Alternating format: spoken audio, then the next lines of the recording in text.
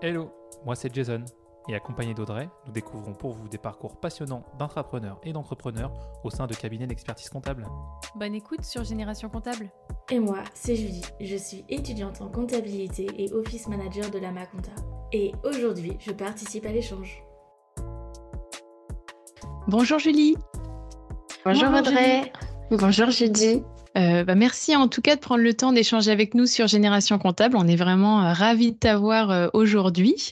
Pour commencer, est-ce que tu peux te présenter ? Écoute, merci beaucoup à vous pour l'invitation. C'est toujours avec plaisir de partager mon parcours. Moi, j'ai plus l'habitude d'être derrière le micro, donc j'espère que ça va le faire. Donc, je m'appelle Julie Lagneau, j'ai 24 ans. Je suis expert comptable mémorialiste deuxième année aujourd'hui. J'ai créé un blog pour les étudiants en compta, pour les étudiants plus particulièrement de DCG, DSCG, il y a 2 ans à peu près, pour les aider à réussir leur diplôme. Il y a pratiquement 1 an maintenant, 9 mois, j'ai lancé aussi un podcast qui s'appelle Voix de comptable, où j'interviewe des professionnels du chiffre, ou en tout cas qui ont fait des études dans la profession du chiffre, pour qu'ils nous racontent un peu leur parcours et pour montrer aux personnes toutes les voies qu'il est possible de prendre après des études de compta. Et j'ai failli l'oublier, mais j'ai écrit un livre aux éditions Vuibert qui s'appelle Réussir l'expertise comptable, qui est sorti hier à l'heure où on tourne, donc le 28 février. Donc qui a 3 parties. Il y a une première partie sur l'état d'esprit, une deuxième partie sur les révisions, donc concrètement comment on fait pour réussir ses diplômes, et une troisième partie sur la vie professionnelle.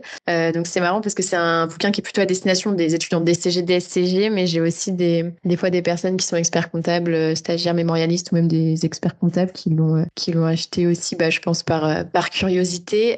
Mais comme finalement il y a qu'une partie qui est dédiée vraiment au diplôme, le reste, je pense que ça peut servir un peu à tout le monde. Donc voilà, ravie d'être là. Moi, en tout cas, je suis hyper contente de pouvoir échanger avec toi parce que je te suis sur les réseaux. C'est comme ça que j'ai appris à te découvrir, mais échanger de vive voix, c'est super et j'ai hâte d'entendre tout ce que tu vas nous raconter. Avec plaisir, écoute. Je pense que ça va être un épisode passionnant. Écoute, Julie, est-ce qu'on peut commencer par ton parcours d'études et que tu nous racontes un peu même ce que tu avais envie de faire quand tu étais petite? Ce serait intéressant. Ouais, alors il faut savoir que pendant très longtemps, alors je pense à peu près 10 ans, je voulais être vétérinaire. Alors je vous explique un peu le pourquoi du comment. Ça tombe pas comme ça. C'est pas un cheveu sur la soupe. Il y a une vraie histoire derrière. Alors, en fait, quand j'étais petite, alors moi je m'en rappelle pas, mais bien sûr on m'a raconté. A priori, je savais à peine marcher, donc je suppose que j'avais à peu près 1 an. Et en fait, j'étais déjà passionnée par les animaux. Donc on devait avoir un ou plusieurs chats. Et en fait,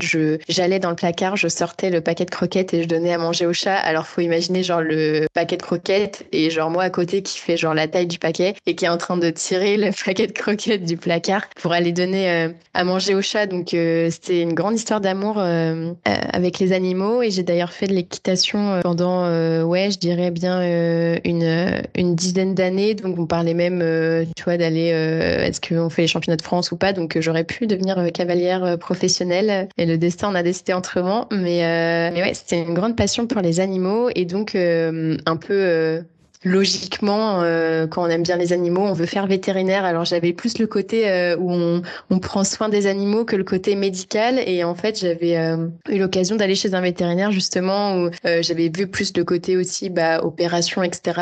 Et déjà, je m'étais dit, comme je dis, j'imaginais plus le fait de prendre soin des animaux plutôt que le côté médical. Des fois, il faut les euthanasier, etc. Et au final, je me suis dit, mais moi, je peux pas faire ça. En fait, je les aime tellement que je peux pas faire ça. Et notamment, par exemple, des fois, je me dis, ouais, je pourrais être maison d'accueil un peu pour les animaux, de la SPA et tout. Mais en fait, je pourrais pas parce que je m'attacherais trop et je pourrais pas les laisser partir après. Donc, ce qui ferait que j'aurais, je sais pas combien d'animaux chez moi. Donc, c'est pas possible.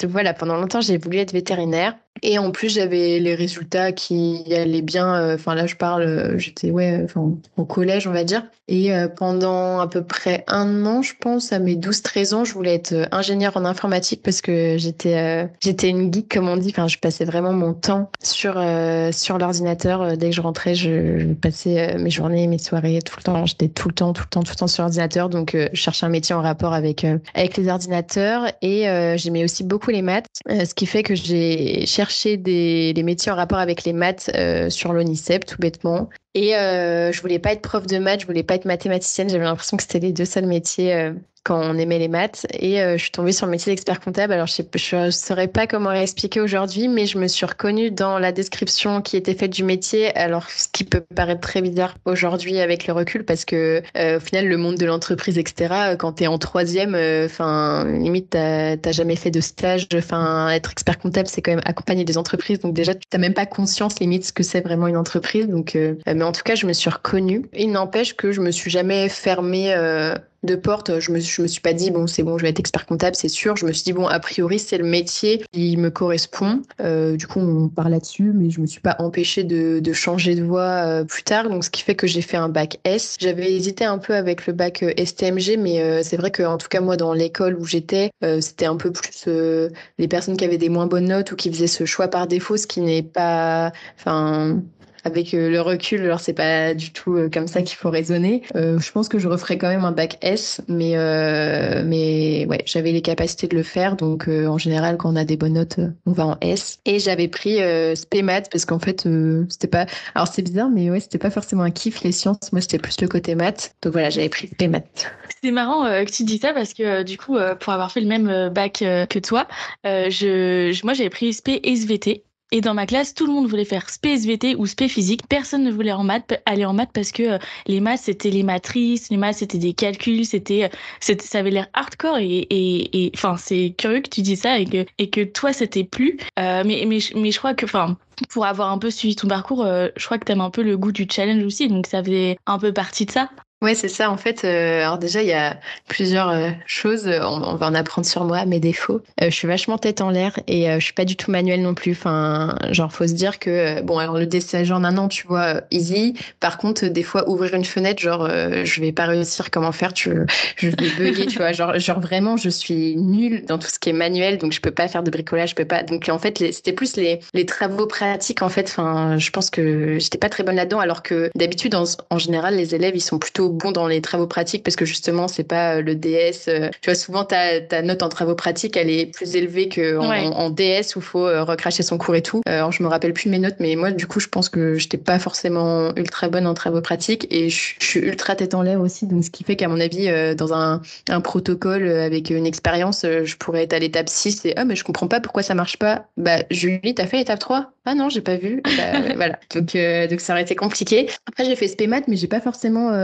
adoré. Enfin, j'avais pas d'idée préconçue dessus. Moi, je savais juste que j'aimais les maths et que j'étais pas trop fan des TP, donc j'étais allée là-dedans. Mais au final, tout ce qui est les matrices, les modulos, etc., bah, c'était pas du tout concret. Du coup, j'aimais pas forcément trop, et ça m'a confortée dans l'idée de pas continuer dans les sciences, même si d'ailleurs, ouais, ça c'est, on me disait, oh, il faut que tu fasses une prépa et tout, scientifique, mais en fait, j'aime pas les sciences et je veux être expert comptable, donc c'est pas parce que j'ai des bonnes notes en S que je dois forcément aller en prépa. Enfin, en plus, je savais que ça serait pas adapté à moi. Enfin, en fait, j'avais des bonnes notes, mais genre, je travaillais. Enfin, avec le recul, pareil, je me dis, mais enfin, en fait, il y avait des gens qui travaillaient, enfin, on va dire normalement, c'est-à-dire qui révisaient, je sais pas, le week-end ou le soir en semaine et tout, qui préparaient, la semaine prochaine, il y a un contrôle et tout. Moi, limite, c'est il y avait un contrôle.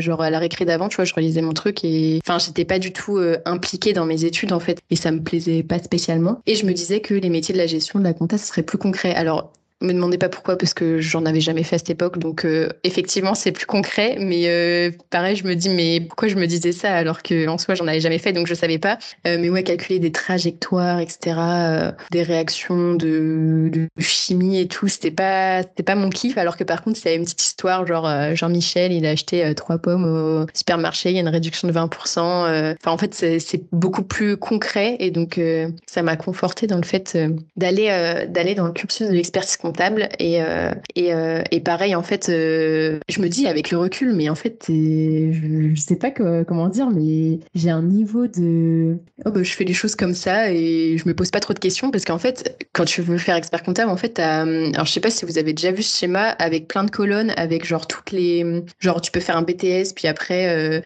tu peux avoir une passerelle, voilà, ouais, et du coup il y a un gros schéma qui existe avec toutes les passerelles et tout pour être expert comptable, et genre moi je me suis pas demandé genre s'il y avait un diplôme qui était plus compliqué qu'un autre ou pas. J'ai juste vu, ok, DCG, DSCG, DEX, c'est genre, on va droit au but, il n'y a pas de passerelle, de trucs compliqués, de machin, Ouais. on va là. Mais en fait, je m'étais jamais posé la question. Enfin, en fait, je suis arrivée en DCG, genre, je savais même pas que c'était censé être, entre guillemets, difficile, plus que le BTS. Tu sais, moi, je me suis dit, bon, bah, je veux ça, c'est 1, 2, Ouais, 3, vas-y, c'est simple. En fait, quand t'as commencé tes études, tu t'es fixé ton objectif, c'était devenir expert comptable. Et après, t'as pris un chemin et t'as filé. Et d'ailleurs, ce qu'on dit pas trop dans les études de gestion, parce que c'est vrai qu'on en fait pas beaucoup, à part si tu fais un cursus STMG, là, tu vas en avoir. Mais c'est vrai que c'est un cursus qui ouvre des portes sur plein de choses et ça ne t'emmène pas forcément que vers de l'expertise comptable. Ça peut t'amener à faire de la gestion, de la finance, de l'administratif. Du coup, c'est bien que t'en parles. Et donc, oui, toi, t'avais trouvé ton objectif, c'était de devenir expert comptable à ce moment-là. Même avec le recul, alors je me rappelle plus trop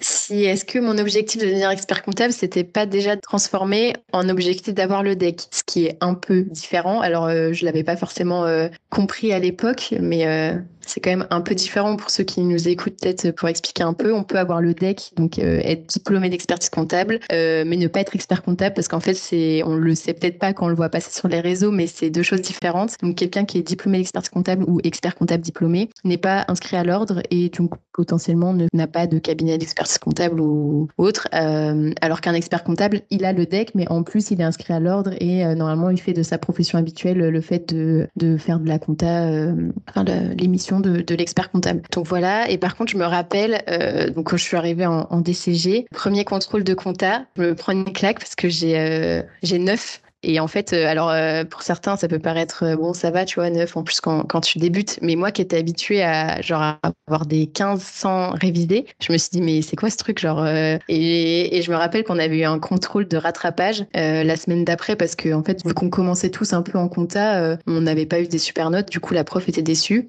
Et tout le week-end, j'avais fait que réviser et tout. Et j'avais fini par comprendre parce qu'en fait, j'avais pas compris débit crédit. Et donc, je sais pas comment je répondais, mais je devais répondre un peu à côté. Et pendant ce week-end-là, en fait, j'ai compris. Et en fait, on nous avait expliqué avec la méthode emploi-ressources. Et ça, ce truc-là, mais j'avais rien compris. Je me disais, mais c'est pas du tout logique. Je comprends rien. Ça monte, ça descend. Pourquoi là, c'est à droite? Pourquoi là, c'est à gauche? Et en fait, alors, je sais plus si j'étais tombée sur des vidéos ou pas, ou si j'ai juste eu un éclair à ce moment-là, ce week-end-là, mais je me rappelle m'être dit genre, ah mais en fait, les comptes 6, c'est au débit, les comptes 7, c'est au crédit. Enfin, mais en fait, fallait juste me dire ça, en fait. Fallait pas me expliquer le emploi, ressources, à quoi ça sert, pour qui, machin. Bah, dis-moi juste binaire, genre 6, c'est débit, 7, c'est crédit. Ok, c'est bon, j'ai compris. Et du coup, le deuxième contrôle, je crois que j'avais eu 15. Mais ouais, je me rappelle que les premiers cours de compta, c'était compliqué parce qu'en fait, on avait une prof. Alors, c'était sa première année d'enseignement et elle avait travaillé en cabinet. Donc forcément, elle connaissait tout le jargon, etc. Mais quand tu débutes et qu'on te dit débit, crédit, je sais pas, balance, grand livre, truc, dans la même phrase, je me rappelle qu'elle posait des questions, tu vois, genre, je sais pas, si on a une facture d'achat et qu'on débite le compte 6, alors quel est l'impact sur la balance? Et là, t'es là, genre, je n'ai rien compris, je ne sais même pas ces mots, ça veut dire quoi? Parce qu'en fait, toi, t'as pas eu le temps encore d'assimiler toutes les notions. Du coup, ouais, c'était compliqué au début. Ah bah, on se souvient tous de nos premiers cours de compta, hein, ça c'est sûr. Ultra intéressant, merci beaucoup Julie. Donc un parcours déjà où voilà, tu as quand même réussi à reprendre la main sur cette partie-là des CG que tu as eu haut la main et après le DSCG en un an. Est-ce que tu peux nous parler un peu de ça? Ouais, c'est ça. Alors, si on revient un peu sur le DCG, pour moi, l'année la plus difficile et je pense même plus difficile pour moi que le DSCG en un an, c'était la deuxième année. Parce que la première année, donc, je bossais un peu en soi, mais je me foulais pas trop. Alors, je me rappelle que j'utilisais déjà les annales pour la première année, mais disons que j'avais pas trop bossé non plus, quoi. Et par contre, la deuxième année, pareil. Alors là, j'ai pas attendu de me prendre un carton, mais on a les cours de droit des sociétés, droit fiscal, finance, compta pro. Et en fait, j'ai tilté direct que si je bossais pas vraiment sérieusement, j'allais me reprendre, enfin, ce que j'appelle un carton qui est un 9, c'est pas vraiment un carton, mais en tout cas, moi, dans mon échelle de valeur, quand t'es habitué à avoir des très bonnes notes, ça l'était. Du coup, j'ai direct compris que là, fallait y aller, quoi. Et donc, j'ai révisé sérieusement. Je révisais, ouais, souvent le soir, même les week-ends pour les DS, etc.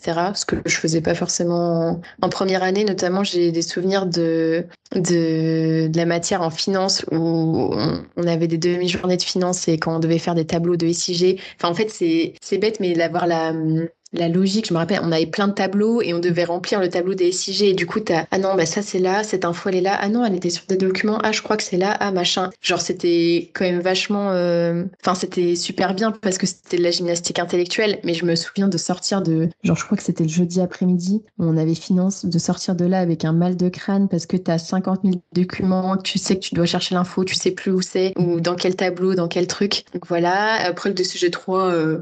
Bon, que j'avais suffisamment de points d'avance pour avoir 6 dans toutes les matières, donc c'était un peu plus chill, je pense, comme beaucoup de personnes. Et oui, après le DSCG en un an, alors comment c'est venu? Je sais plus exactement, je pense qu'à cette époque-là, je traînais déjà sur le groupe Facebook DCG, DSCG Deck de Compta Online, pour ceux qui connaissent. Et j'avais dû voir des personnes, alors pas forcément qui avaient passé le DSCG en un an, j'ai pas ces souvenirs-là, mais qui disaient qu'il y avait des matières qui étaient pas trop compliqué, on va dire, donc plutôt management, contrôle de gestion, management système d'info. Et alors, je sais plus comment c'est venu. Ah si, je me rappelle, j'avais pendant mon job d'été, donc avant de passer en DSCG, j'étais en job d'été en compta général dans une PME dans le secteur du transport et je m'étais dit je vais passer tous les écrits et comme ça il me restera juste le mémoire pour la deuxième année et du coup c'est bien. Et à un moment je me suis dit bah en fait quitte à en passer 7 autant en passer 8, on sait jamais si ça marche. Enfin, j'étais pas forcément dans l'optique de me dire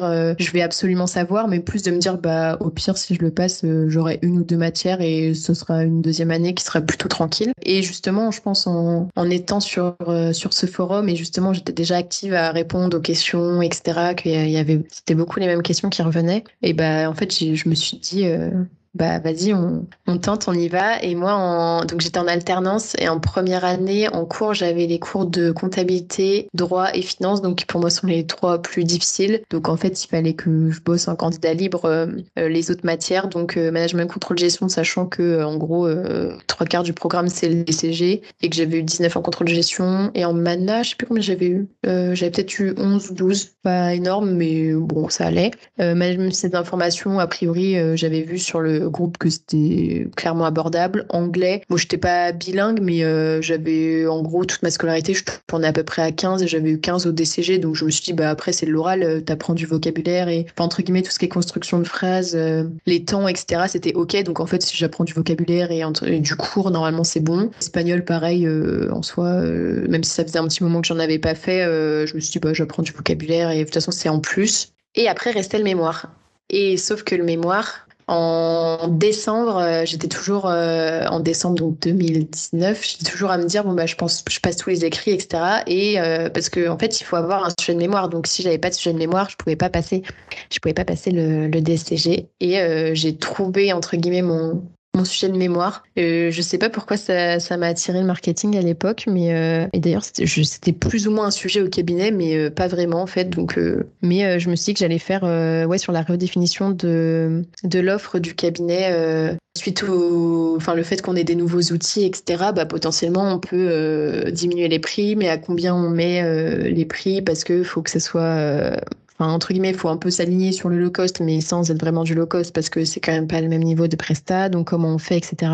Je pense que j'avais dû entendre une conversation de collègues qui en parlaient parce que je suis de nature assez curieuse, donc peu importe le sujet, en fait, pas forcément toujours lié à l'expertise comptable, mais à plein de trucs, en fait, je m'intéresse. Et donc, je pense que j'avais dû entendre une conversation et trouver ça intéressant. Sujet qui était peut-être plutôt moyen terme pour le cabinet. Moi, je me suis dit, ah ouais, ça a l'air trop bien et tout, vas-y, je vais faire un truc là-dessus. Donc, j'avais été chercher les honoraires par dossier, etc., pour faire des moyennes, pour dire, bah, ok, genre les SCI, à peu près, la moyenne des honoraires, c'est ça. Si on enlève genre les valeurs extrêmes, on est à peu près à ça. Donc, on pourrait se dire que si on pourrait normaliser en fait le truc de se dire par exemple toutes les SCI elles sont à tel budget, etc.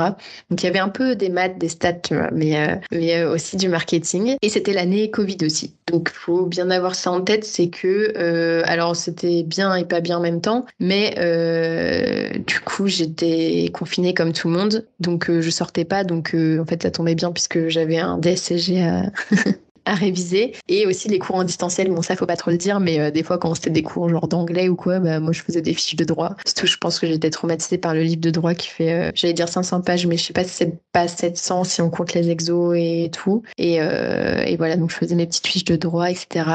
Je passe les épreuves. Alors c'est une semaine un peu éprouvante parce que pour ceux qui passent le DSCG, vous avez peut-être une ou deux matières. Peut-être il y a peut-être un jour où vous avez deux matières le même jour, mais du coup moi c'était 3 jours où j'avais le matin et l'après-midi. Je pense que le premier truc que je faisais quand je rentrais chez moi, c'est genre je dormais parce que genre c'est ultra fatigant. Et ce qui m'a beaucoup énervée, et j'ai retrouvé les messages, c'est le dernier jour. Alors le premier jour, je sais plus, je crois que c'était finance le matin et comptabilité l'après-midi, donc ok, ça a été. Le deuxième jour, c'était droit le matin, et sachant que j'avais fait plein d'impasses sur le droit parce que le truc, il était trop énorme, le bouquin, donc honnêtement, je pouvais pas. Alors, ça ne conseille pas forcément de faire des impasses, mais moi, dans mon cas, je pouvais pas trop faire autrement parce que j'avais tellement de matières et tellement de chapitres, etc., que je pouvais pas faire autrement. Et j'avais fait l'impasse sur tout ce qui était transmission d'entreprise parce que ça tombait pas souvent, et en plus, clairement, ça m'intéressait pas, donc je me suis dit bon, ça tombe pas souvent, ça m'intéresse pas. Je vais pas en fait me faire violence et passer beaucoup de temps à réviser un truc qui dans tous les cas tombera peut-être pas, et en fait vu que j'aime pas ça, dans tous les cas même si je vais le réviser, je vais même pas le retenir parce qu'en fait ça m'intéresse pas. Et j'ouvre le truc, premier dossier, transmission d'entreprise sur 5 points,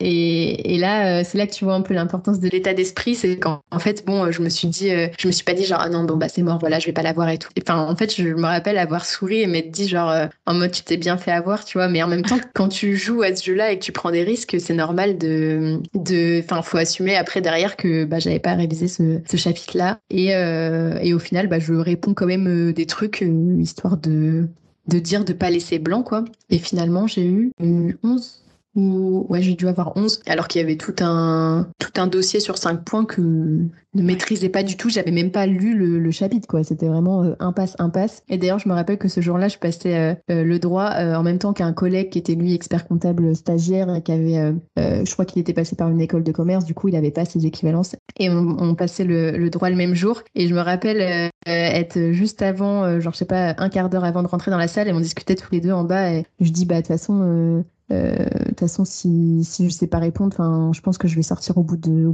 2 heures, et voilà, pour pouvoir aller réviser les autres matières ou quoi. Et finalement, donc, je gratte sur ma copie de droit, et je me lève quand même parmi les premières, parce que pareil, ça, ce que les gens, le backstage, les gens voient pas, c'est que systématiquement, bon, j'abuse un peu, mais en gros, dans toutes les épreuves, je sortais à chaque fois en avance. C'est genre, je reste jamais jusqu'à la fin, je finis ma copie, je relis même pas parce que bon, c'est pas bien, mais moi je suis en mode une fois que c'est fait, et en fait le problème c'est que je suis capable de me relire et de mettre 2 fois 4, 10, ok c'est bon, en fait ça va plus m'embrouiller qu'autre chose, et du coup je sors très vite des épreuves, et donc je suis sortie je sais plus au bout de genre 2h30, et donc je me rappelle mon collègue qui me regarde en mode oh putain, du coup c'est craqué quoi, et au final j'ai eu 11, et c'est juste que en général je sors vite des épreuves, et donc voilà un peu pour le DSCG en un an. Et pareil le jour des résultats, alors moi je suis plus team je veux pas savoir, je voulais pas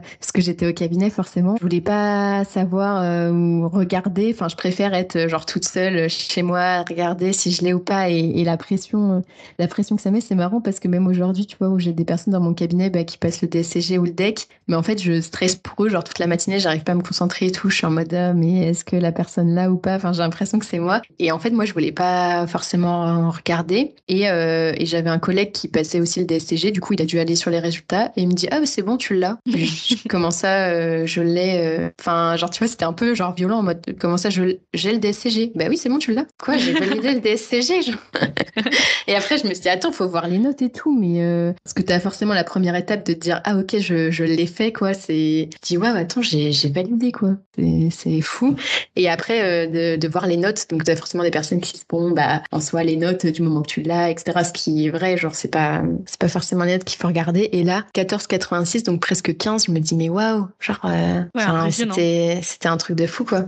Et après, il y avait la question aussi de savoir comment tu fais avec le cabinet, parce que normalement, j'étais en alternance pendant 2 ans. Alors, je crois qu'ils avaient plus ou moins connaissance que je passais en 1 an, mais on n'en avait pas vraiment parlé. Et du coup, en fait, j'ai déjà mon diplôme. Donc voilà. Et du coup, je me rappelle d'avoir eu au téléphone mon école qui me disait, ou même le cabinet, je sais plus, qui me proposait de rester quand même en 2e année. J'étais en mode, j'ai déjà DSCG, je vais pas aller en cours, sachant que c'était vraiment les matières de 2e année, donc c'est ce que j'avais passé en candidat libre, donc management, contre-gestion, système d'info, anglais. Mémoire, en fait, c'était les matières où j'avais eu les meilleures notes, donc non, je n'ai pas envie de retourner en cours, sachant que aussi j'avais passé avant tout aussi les épreuves parce que justement ça me saoulait les cours et que j'avais juste envie d'en finir le plus rapidement possible. Et donc au final, alors je sais plus comment ça se passe vraiment, mais c'était en gros rupture du contrat. Enfin, je restais encore 1 mois entre guillemets en apprentissage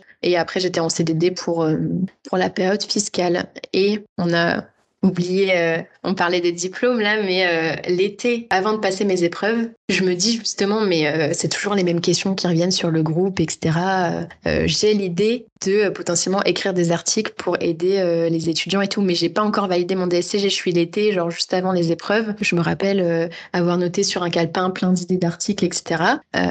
Mais ça, en fait, ça m'a pas traversé l'esprit de me dire que je pouvais faire un site, enfin un blog pour moi. En fait, j'avais vu qu'il y avait des sites qui existaient déjà, et du coup, j'avais discuté avec une personne qui avait un site avec quelques articles pour les étudiants et tout. Et je discutais avec lui pour écrire des articles sur son site. Maintenant, ça me paraît genre limite basique de faire un site internet et tout. Mais quand t'es étudiant, tu te dis, mais waouh, faire un site, mais c'est un truc de malade. Enfin, faut être développeur, etc. Alors qu'au final, maintenant, il y a plein d'outils, no-code, etc. qui font que t'as pas forcément besoin d'être développeur pour faire un site internet. Et du coup, pour ça, je remercie beaucoup mon conjoint qui, lui, est en marketing. D'ailleurs, petite anecdote on s'est rencontrés sur une appli de rencontre et donc lui était en marketing et donc il me dit, on parle, donc je suis en mode, moi je suis en expertise comptable et je fais, c'est marrant, je fais mon mémoire sur le marketing. Et en fait, il a cru que je me foutais de lui, tu vois, parce que, attends, tu fais des études de compta, tu fais un mémoire sur le marketing, qu'est-ce que tu me racontes? Genre, il croyait que c'était une blague en mode, moi je fais un mémoire sur le marketing et tout, alors que non, en fait, c'était pas une blague. Donc j'avais déjà une appétence pour le marketing, mais le fait que lui, il ait fait des études là-dedans et tout, et qu'il ait une expérience là-dedans, forcément, ça m'a bien aidé pour la suite. Et je me rappelle notamment de ce jour-là où on était dans un parc à côté de chez moi et tout. Et on était allongés dans l'herbe et tout. Et genre, je lui parlais de ça, que j'avais envie de faire ça. Et il me disait, mais pourquoi tu fais pas toi-même en fait? Pourquoi tu veux faire écrire des articles pour les autres? Je dis, mais non, mais attends, mais c'est un truc de malade. Je pourrais jamais faire un site moi-même. Enfin, genre, c'est trop compliqué. Enfin, ça paraissait tellement improbable. Et je me suis dit, bon, de toute façon, déjà, on va passer le DSCG, on va essayer de l'avoir en 1 an parce que déjà, ça donnera une crédibilité après sur le fait de donner des conseils. Et donc, voilà un peu l'histoire. C'est vraiment chouette comme anecdote. Tu nous as pas parlé de ton diplôme à HEC. Ah oui, c'est un diplôme que j'ai passé après mon DSCG. Justement, je crois que c'était aussi mon conjoint qui m'avait parlé de ça, que HEC faisait des diplômes à distance, etc. Et comme j'avais mon DSCG, je me suis dit, je pense que je sais pas, j'ai eu peur de m'ennuyer. Du coup, j'ai postulé à ce truc-là. Et donc c'est un diplôme qui est à distance en finance d'entreprise. Et normalement, je ne pouvais pas y aller parce qu'en gros, donc c'est l'ACCF. Alors je sais plus le nom exact, mais vous pourrez chercher sur Internet. Et en gros, les 2 conditions pour être accepté, c'est soit avoir 5 ans d'expérience en finance, machin et tout, ce que j'avais pas puisque je venais de passer mes épreuves de DSCG, non, j'avais pas ça, ou avoir fait le diplôme du dessous, entre guillemets, donc qui était l'ICCF, donc c'était l'une ou l'autre des 2 conditions, sauf que j'avais aucune des 2 conditions, donc a priori je ne pouvais pas y aller, et sauf que pareil, donc je pense qu'au début j'ai dû me dire mais non, je peux pas le faire, etc. Et à mon avis, mon conjoint m'a dit si tu tentes et tout, on verra bien. Et en fait, ce que j'avais fait, du coup, c'est que donc j'avais dit, j'ai pas les conditions requises, mais en gros, j'avais regardé le programme de l'ICCF, donc qui était le diplôme inférieur, qui était normalement, on va dire, obligatoire si on n'avait pas 5 ans d'expérience. Et en regardant le programme, j'avais l'impression que c'était à peu près ce que j'avais vu en DCG, DSCG. Donc, ce que j'avais fait, c'est que j'avais postulé et j'avais envoyé le bulletin officiel avec le programme du DCG, du DSCG pour dire, en fait, j'ai pas ce diplôme-là, mais j'ai passé d'autres diplômes. Et le programme est à peu près équivalent, donc normalement j'ai entre guillemets par équivalence l'ICCF et donc je peux faire la CCF. Et j'avais eu un refus et j'ai insisté, je sais plus si j'avais appelé, je sais plus ce que j'avais fait. Et j'avais demandé à ce qu'on réexamine ma demande et du coup finalement en fait ils avaient accepté. Alors ça je l'ai eu souvent pendant mon enfance ou je sais pas ma jeunesse, bon je suis encore jeune, mais le fait de dire si ça marche pas par la porte, je vais rentrer par la fenêtre en fait. Enfin j'ai l'impression que c'est un peu l'histoire de ma vie. Donc en fait c'est pas parce que t'as un refus ou t'as un non ou qu'en fait si tu vois même par exemple je sais pas si on parle du deck, enfin en fait je me suis toujours dit en fait je veux le deck. Donc en fait peu importe le temps que ça prendra, je sais pas des passerelles, des trucs, des machins. Enfin en fait je vais l'avoir. Donc c'est même pas en fait c'est plus je vais l'avoir, mais comment bon ça on verra ça plus tard et voilà ça peut changer, mais c'est plus ok dans tous les cas je vais l'avoir donc un jour ou l'autre donc et après d'essayer de trouver des moyens pour arriver à ce qu'on veut. Et donc là tu parles de l'état d'esprit qui est hyper important quand on veut atteindre nos objectifs et tout à l'heure tu as parlé de curiosité et j'ai discuté avec d'autres avec des experts comptables et qui eux aussi parlaient de curiosité. Est-ce que tu penses que c'est une compétence ou un atout quand on a des objectifs, quand on a des projets ou quand on veut poursuivre ses études? Oui, clairement. D'ailleurs, ça me fait penser que quand j'étais en alternance, j'avais ma responsable de pôle qui m'avait dit, donc je pense que ça faisait 1 mois que j'étais en alternance, elle m'avait dit, alors elle m'avait fait un peu un feedback sur comment ça s'était passé les premières semaines et tout. Et elle m'avait dit, en gros, en tout cas, ce qu'on peut pas t'enlever, c'est que t'es curieuse et que en expertise comptable, pour réussir, entre guillemets, il faut être curieux parce qu'en fait, t'as toujours des nouvelles choses, des nouveaux cas, etc.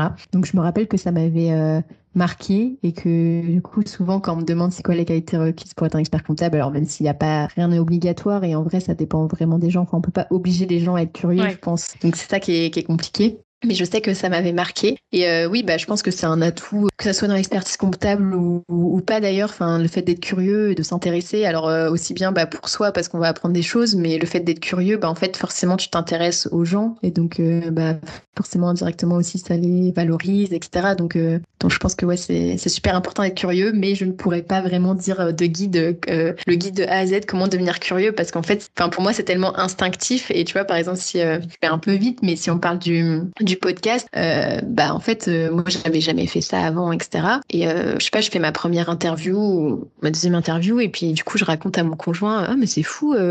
En vrai, après, j'avais pas d'a priori sur me dire est-ce que c'est compliqué ou pas, mais je dis mais c'est fou en vrai, j'ai l'impression que c'est naturel. Il me dit mais en même temps toi, en fait t'es comme ça dans la vraie vie, genre tu poses plein de questions, etc. Donc en fait c'est juste que c'est enregistré, mais c'est une conversation que t'aurais pu avoir juste avec la personne et en fait que tu te forces pas de dire, de poser telle ou telle question parce qu'en fait c'est juste que ça m'intéresse et que je suis super curieuse de savoir mais comment ça s'est passé du coup, comment t'as fait, etc. Comment tu te sentais et donc en fait c'est juste toi t'es comme ça, c'est genre non ça me choque pas que ça soit pas compliqué.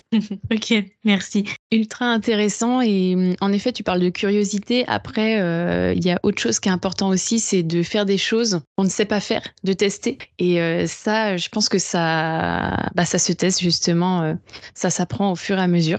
Quand on te propose un nouveau projet, au lieu de dire je sais pas faire, tu te dis ok je vais apprendre à faire.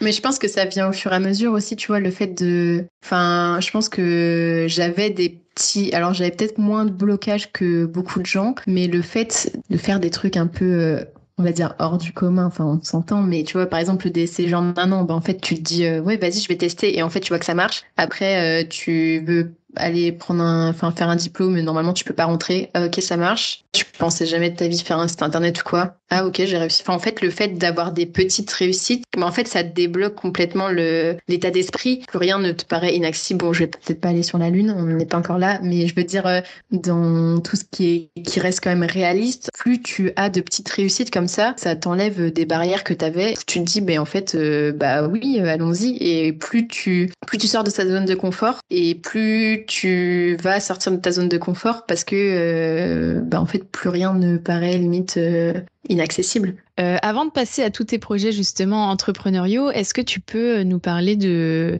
ta vie professionnelle? Notamment, tu nous parlais tout à l'heure de l'alternance. Est-ce que tu peux recommencer par là? J'étais en alternance pour mon DCG. J'ai trouvé mon alternance par curiosité, entre guillemets. Donc, j'allais souvent au CDI de mon lycée pour réviser, etc. Et je discutais souvent avec les documentalistes. Et il se trouve que l'amie d'une des documentalistes était expert comptable. C'est plus en discutant, je crois qu'elles allaient au yoga ensemble, ou je sais plus. Et du coup, elle me disait, ah bah tiens, j'ai mon ami expert comptable, etc. Et du coup, elle m'avait donné, enfin, j'avais demandé, ah bah oui, comment elle s'appelle et tout, qu'est-ce qu'elle fait. Donc là, c'était en 3e année de DCG. Et elle avait dû me donner sa carte et me dire, ah bah du coup, je lui ai parlé de toi, etc. Et donc, j'avais été voir sur le site internet. Et en vrai, ça correspondait bien à ce que je voulais faire, même si je m'étais pas vraiment posé la question. Il parlait vachement de digitalisation, etc. Et si on se rappelle, j'étais quand même une geek à la base. Donc, en fait, ça me parlait beaucoup. Je m'étais jamais dit, genre, il y a des cabinets qui sont digitaux, il y a des cabinets qui sont pas digitaux. Enfin, j'étais pas à ce stade de réflexion-là. Mais le fait de voir un site internet qui était quand même pas mal et qui parlait justement de tout ça, bah, ça m'avait donné envie. Et donc, j'avais postulé et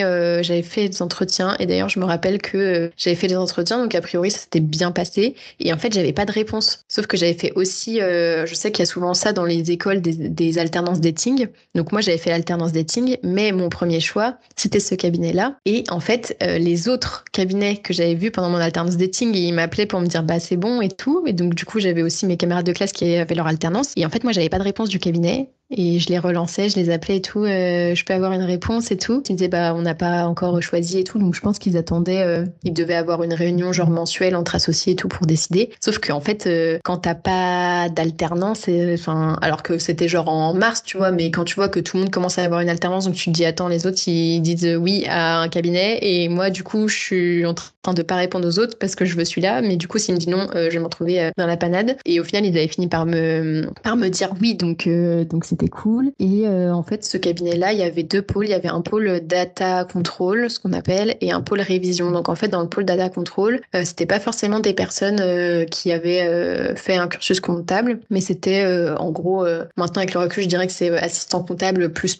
parce que en gros, bah, t'avais tout ce qui est affectation, etc. Et demande des pièces manquantes, tout ça, et aussi tout ce qui est paramétrage de logiciels. Donc c'est pour ça un peu le côté plus. Et après, il y avait un autre pôle qui était le pôle révision, où là, c'était vraiment plus des profils, on va dire, classiques en cabinet, master CA, DSCG, stagiaire expert comptable, etc., qui faisaient bah, du coup la révision, les déclarations de TVA, enfin tout ce qui était fiscal, réglementaire et tout, ou les tableaux de bord, tout ça. Et du coup, j'ai fait 1 an au data control, mais rapidement, du coup, ça m'a... Enfin, en fait, j'en ai fait, mais rapidement, j'ai eu envie de voir autre chose, et surtout que le cabinet savait que je voulais être expert comptable, donc, entre guillemets, ça n'avait pas trop de sens de rester genre 5 ans au pôle data control. Et donc, la 2e année, j'étais au pôle révision, donc là c'était chouette parce que j'étais plus en travail en équipe et j'ai fait des déplacements. Alors au début, genre c'est vraiment, je sais pas, t'as l'impression de partir à Disneyland quoi. C'est genre t'as jamais fait de déplacement et on avait été faire de la révision en équipe. C'était en Bretagne, mais on avait quand même, je sais pas, ouais, peut-être au moins 1 heure de voiture. Et après, j'avais un portefeuille de LMNT.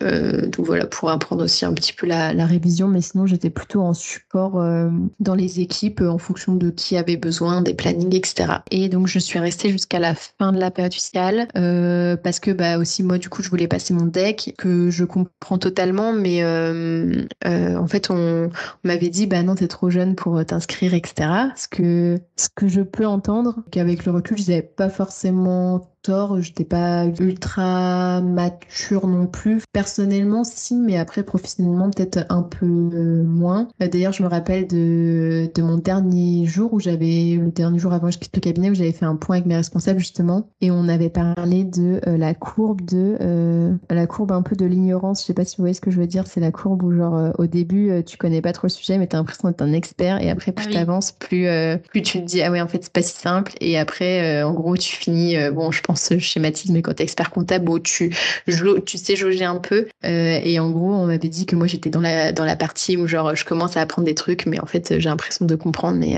finalement, j'ai pas compris, donc un peu en mode aide de l'humilité, etc. Mais ils voulaient pas, voilà, que je m'inscrive au stage, et aussi, j'avais des personnes dans le cabinet, donc qui étaient plus âgées, qui avaient, je sais pas, 25, 26 ans, qui s'étaient inscrites au stage cette année-là, sauf que moi, à l'époque, j'avais genre 21, 22, donc en fait, l'écart, il était énorme en âge, niveau légitimité, etc. Enfin, quand t'inscris des personnes qui ont plus d'expérience, enfin, je comprends, tu vois, mais moi, je voulais passer mon deck. Et à cette époque-là, j'avais déjà commencé un petit peu à publier sur LinkedIn, et notamment, j'avais partagé, du coup, mes notes, enfin, mon TSCG que j'avais eu en un an, où j'avais eu, je sais plus, 1200 réactions, un truc comme ça, genre, c'était un truc de ouf, parce que j'attendais de passer mes épreuves du DSCG pour commencer à publier un peu sur LinkedIn, parce que, du coup, mon conjoint m'avait dit, il y a pas grand monde qui publie dans ton domaine, contrairement à lui, où quand tu es dans le marketing, en fait, c'est courant de publier sur LinkedIn. Moi, dans mon domaine, qu'il n'y avait pas grand monde, etc. Donc, ça serait bien que j'y sois. En plus, je me rappelle, je le voyais qui était tout le temps sur LinkedIn. Je disais, mais c'est quoi ton truc? Genre,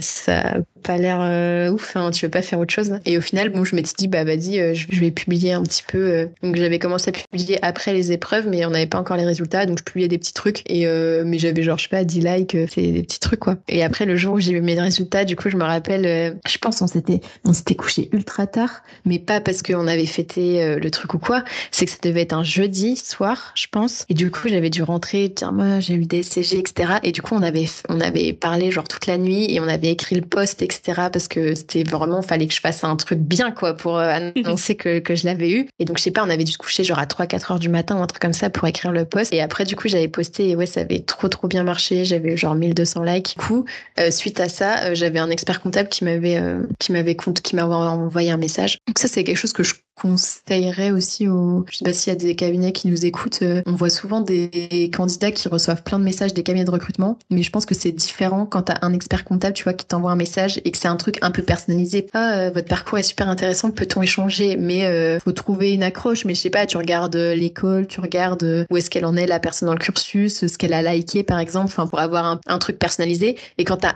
l'expert comptable qui t'envoie un message, t'es en mode waouh, genre c'est un truc de malade, tu vois, genre tu te sens ultra valorisé, alors que quand c'est un cabinet de recrutement et que c'est genre le 50e qui t'envoie un message qui est pas du tout personnalisé, bon voilà. Et il m'avait envoyé un message pour me dire un truc genre bravo pour tes notes, quoi, est-ce qu'on peut échanger? Et qui était à Paris, et du coup on avait échangé et ça avait bien fit, et en gros mes missions je devais avoir un portefeuille de start-up et avoir aussi des missions un peu organisationnelles dans le cabinet, donc un peu alors je crois que c'était genre 10% de marketing, 30% de IT, enfin genre techno. En gros, j'étais référente sur le logiciel Penny Lane qu'on était en train de mettre en place dans le cabinet. Et voilà, il y a un portefeuille de start-up. Et du coup, je m'étais dit, bah vas-y, go, faut que je commence mon stage, etc. Et donc voilà l'histoire de comment j'ai été un peu travailler à Paris. Donc en fait, j'avais toujours mon appart à Rennes et j'avais pris une chambre de bonne à Paris. Et du coup, j'allais à Paris 3 jours par semaine. Donc le lundi soir, je partais en train et je revenais le jeudi soir. Donc ce qui peut paraître genre c'est lourd, etc.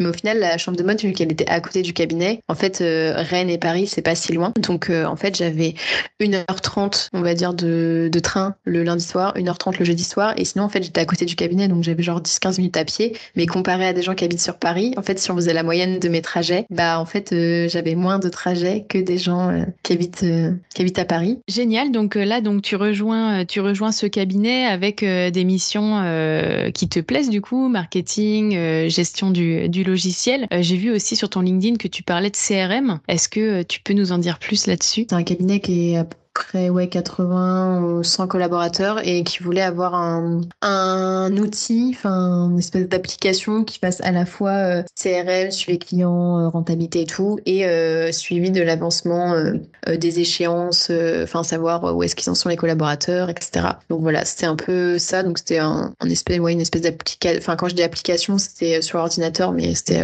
pour la fonctionnalité, c'était un peu une application, mais c'était pas sur téléphone, pour suivre un peu tout ça. Et donc justement j'avais participé à se dire quelle fonctionnalité on a besoin, tout ça. Donc, en vrai c'était super intéressant et surtout je m'étais inscrite au stage. Sauf qu'il m'est arrivé une petite anecdote qui fait que aujourd'hui je ne sais pas quand j'aurai mon deck, mais c'est un peu relou, disons, parce que je suis décalée pour plein de raisons dans mon stage. Mais donc en fait je débute en juin et donc je me dis même si on avait acté que c'était ok pour le stage, je vais attendre un peu pour dire bon voilà, on fait le dossier et tout. Donc je sais pas, au bout de 1 mois, un truc comme ça, en juillet, je me dis je vais préparer mon dossier, tout l'expert comptable est ok. Sauf que je n'ai pas de co-maître de stage CAC, parce qu'il faut savoir que quand tu fais ton stage, donc soit tu peux faire que en expertise comptable, soit que en audit. Souvent les personnes essaient de faire les deux pour avoir la double casquette commissaire aux comptes et expert comptable. Parce que quand tu fais que l'expertise comptable, il faut avoir fait 200 heures de commissariat aux comptes sur 2 ans pour avoir la casquette commissaire aux comptes. Et donc, moi, mon cabinet, il n'y avait pas de commissariat aux comptes. Donc, je n'avais pas de co-maître de stage CAC. Je ne déposais pas mon dossier. Alors qu'après, j'ai appris qu'en fait, je pouvais déposer quand même et rajouter le maître de stage CAC. Et en fait, ce qui arrive, c'est que donc moi, tout mon dossier est prêt, etc. Mais j'ai pas de co-maître de stage CAC. Et donc, je vais voir mon expert comptable qui me dit t'inquiète, je connais, j'ai des copains commissaires aux comptes et tout, je vais leur demander, etc. Et j'ai pas de retour et je relance et tout pendant tout l'été, parce qu'après, du coup, on doit arriver genre en août ou quoi, mais je me dis, c'est bon, il y a la rétroactivité de 3 mois, donc normalement, en fait, c'est pas grave si j'ai la réponse après. Donc en août, je me rappelle, moi j'étais en congé et lui aussi sûrement, j'envoie des SMS et tout, où ça en est, machin, et pas de réponse. Et au final, j'apprends quand je reviens que, en fait, la personne qui voulait me mettre en tant que co-maître de stage était en train de vendre son cabinet, donc clairement il avait autre chose à faire et du coup dans tous les cas je pense qu'il n'aurait peut-être pas accepté ou quoi, et du coup je me retrouve sans co-maître de stage. Du coup je force encore quand est-ce que je peux avoir quelqu'un et tout, donc on finit par trouver quelqu'un et je dépose mon dossier, mais du coup je pense que c'était début septembre, mais je me dis en fait vu qu'il y a 3 mois de rétroactivité, c'est pas grave, je pourrais quand même m'inscrire genre pour juin ou juillet, bref, en gros, l'idée, c'était d'avoir validé mes 3 ans un peu avant... en fait, il fallait que j'ai validé mes 3 ans de stage au maximum au 31 août 2024 pour pouvoir passer les épreuves en novembre, parce qu'il y a 2 sessions pour le DEC, il y a une session en mai et en novembre, sauf qu'il faut avoir validé au maximum à la deadline du rendu du mémoire. Parce que en fait, si t'as pas validé tes 3 ans à la date du mémoire, vu que tu dois rendre ton mémoire, c'est pas possible. Donc, en gros, il fallait au maximum que je sois inscrite au 1er septembre 2021. Et sauf que, normalement, c'était OK puisque je dépose mon dossier en septembre. La logique veut que tu sois inscrit le mois d'après, donc le 1er octobre. Mais moi, je demande la rétroactivité, donc je peux être inscrite avant. Donc, que ce soit le 1er juin, le 1er juillet, 1er août, normalement, c'est bon. Et j'envoie mon dossier, etc. Et je reçois un mail, genre, je sais pas... 1 mois après, un truc comme ça, bravo, vous êtes bien inscrit au 1er octobre. Et là, je fais, non, genre, j'ai demandé une rétroactivité, du coup, parce que si je suis inscrit au 1er octobre, je peux pas passer en novembre, en fait. Fallait que je sois inscrit au maximum au 1er septembre. Et du coup, je les appelle, etc. Et je comprends pas. Ils me disent, non, en fait, parce que pour des histoires de journée de formation, de je sais pas quoi, on fonctionne pas comme ça. Donc, en fait, les dossiers qui ont été déposés en septembre, c'est là. En fait, ils ont une promo, entre guillemets, qui démarre le 1er octobre. Et du coup, c'est pas possible de faire la rétroactivité. Et là, je fais, putain, genre, en fait, moi qui étais dans ma tête où j'étais encore dans l'optique de je veux passer les diplômes le plus rapidement possible et tout pour être débarrassée. Du coup, là, j'avais eu mon DST genre d'1 an et tout, c'est bon. Maintenant, vas-y, on fait le deck, on en finit le plus rapidement possible. Après, on n'en parle plus. Là, ça me met un gros coup parce que, je me rappelle, j'ai pleuré et tout. Je me dis, mais c'est pas possible. Surtout quand c'est un truc que tu peux pas contrôler, tu vois, où tu te dis, mais putain, mais moi, mon dossier, il était prêt en juin et genre tout était prêt. J'ai fait en sorte que ça soit bon pour des événements extérieurs. Ça ne s'est pas fait. Et donc du coup, pour ceux qui nous écoutent, si vous n'avez pas de code maître de stage CAC, vous pouvez vous inscrire quand même, mais il faudra en trouver un pour la 2e année, admettons. Donc c'est un peu un gros coup au moral Et après, au cabinet en soi, ça se passait pas trop mal, mais le fait est que souvent, quand tu as des missions organisationnelles et tu as un portefeuille, sauf que le portefeuille est plus urgent que les missions organisationnelles. Donc, au final, ce qui était genre du 40-60 finit par être du 20-80, voire plus. Et au final, tu fais que de la compta, sauf que moi, clairement, j'avais pas, enfin, c'était pas pour ça que j'étais venue. Et du coup, si c'était juste pour faire de la compta, en fait, je n'ai pas besoin d'aller à Paris, etc., pour faire ça. Enfin, je peux trouver des cabinets plus près de chez moi. Et en même temps, je me souviens, moi, du coup, vu que je suis très curieuse, j'aime beaucoup apprendre. Et justement, donc, on nous dit, dans les cabinets, c'est bien parce que tu as plein de secteurs d'activité, tu as plein de dossiers différents et tout. Et donc, au début, forcément, je suis un peu jetée dans le grand bain parce que comparé au cabinet où j'étais dans l'alternance, où j'étais tout le temps ultra supervisée et tout, là, c'est genre, t'as ton portefeuille et genre t'y vas. Et donc, du coup, t'es obligé d'apprendre sur le tas. Au début, c'était cool parce que j'ai mon petit portefeuille, je fais une petite déclaration de TVA et tout. J'apprends à faire des tableaux de bord. Genre, moi, j'ai une telle soif d'apprendre qu'au bout de 3-4 mois, je suis en mode, du coup, c'est bon, genre, vas-y, genre, je vais apprendre d'autres trucs, tu vois. Sauf que, en cabinet, souvent, c'est très propre à moi et personnel, c'est pas une critique envers les cabinets, mais ce que je comprends, tu peux pas avoir quelqu'un qui va aussi vite, qui monte en compétence, qui déjà passe 1, 2, 3 ans sur ton portefeuille, après on verra, etc. Ce que je comprends d'un point de vue entreprise, mais moi d'un point de vue personnel, je suis en mode c'est bon, j'ai capté comment faire, vas-y, je vais apprendre de nouvelles choses et moi je suis là pour me former à être expert comptable. Enfin, en gros, moi par contre, j'ai toujours été dans l'optique de me dire le lendemain de mes 3 ans, genre c'est ciao bye bye, je suis plus salariée, donc en fait il faut que j'apprenne un maximum pendant ces 3 ans. Je peux pas me dire peut-être pendant 2-3 ans je vais faire un portefeuille et puis après peut-être si jamais les étoiles sont alignées tu feras. Non mais en fait moi j'ai 3 ans pour apprendre, donc il faut que j'apprenne genre maintenant parce que c'est maintenant ou jamais en fait, genre sinon après entre guillemets j'aurais plus personne pour m'aider, ce qui est pas forcément vrai parce que tu peux quand même avoir des copains, des trucs et tout. Et à un moment je me rappelle, je crois que c'était en décembre, genre c'est les jours où il fait noir et tout, tu arrives au cabinet, il fait noir, tu repars, il fait noir, enfin voilà. Et je me rappelle être devant un contrôle de TVA et contrôle de TVA, genre c'est ma honte, genre je déteste ça, les contrôles de TVA. Et j'avais genre ça collait pas et je trouvais pas pourquoi, et ça faisait genre une demi-journée que j'étais dessus et genre j'en pouvais plus quoi. Je me dis mais putain, mais genre j'ai fait le DCG en 1 an et tout et genre là je suis en train de me prendre le chou genre sur un putain de contrôle TVA que j'arrive pas à résoudre alors que j'aime pas ça, c'est pas ça que j'ai envie de faire, c'est quoi ce délire? Et genre les larmes me montent et tout, je me rappelle que je vais aux toilettes et tout et je me mets à pleurer, je me dis mais putain, mais qu'est-ce que je suis en train de faire là? Genre j'ai pas fait tout ça pour faire ça. Alors c'est normal de faire des contrôles de TVA et tout, hein.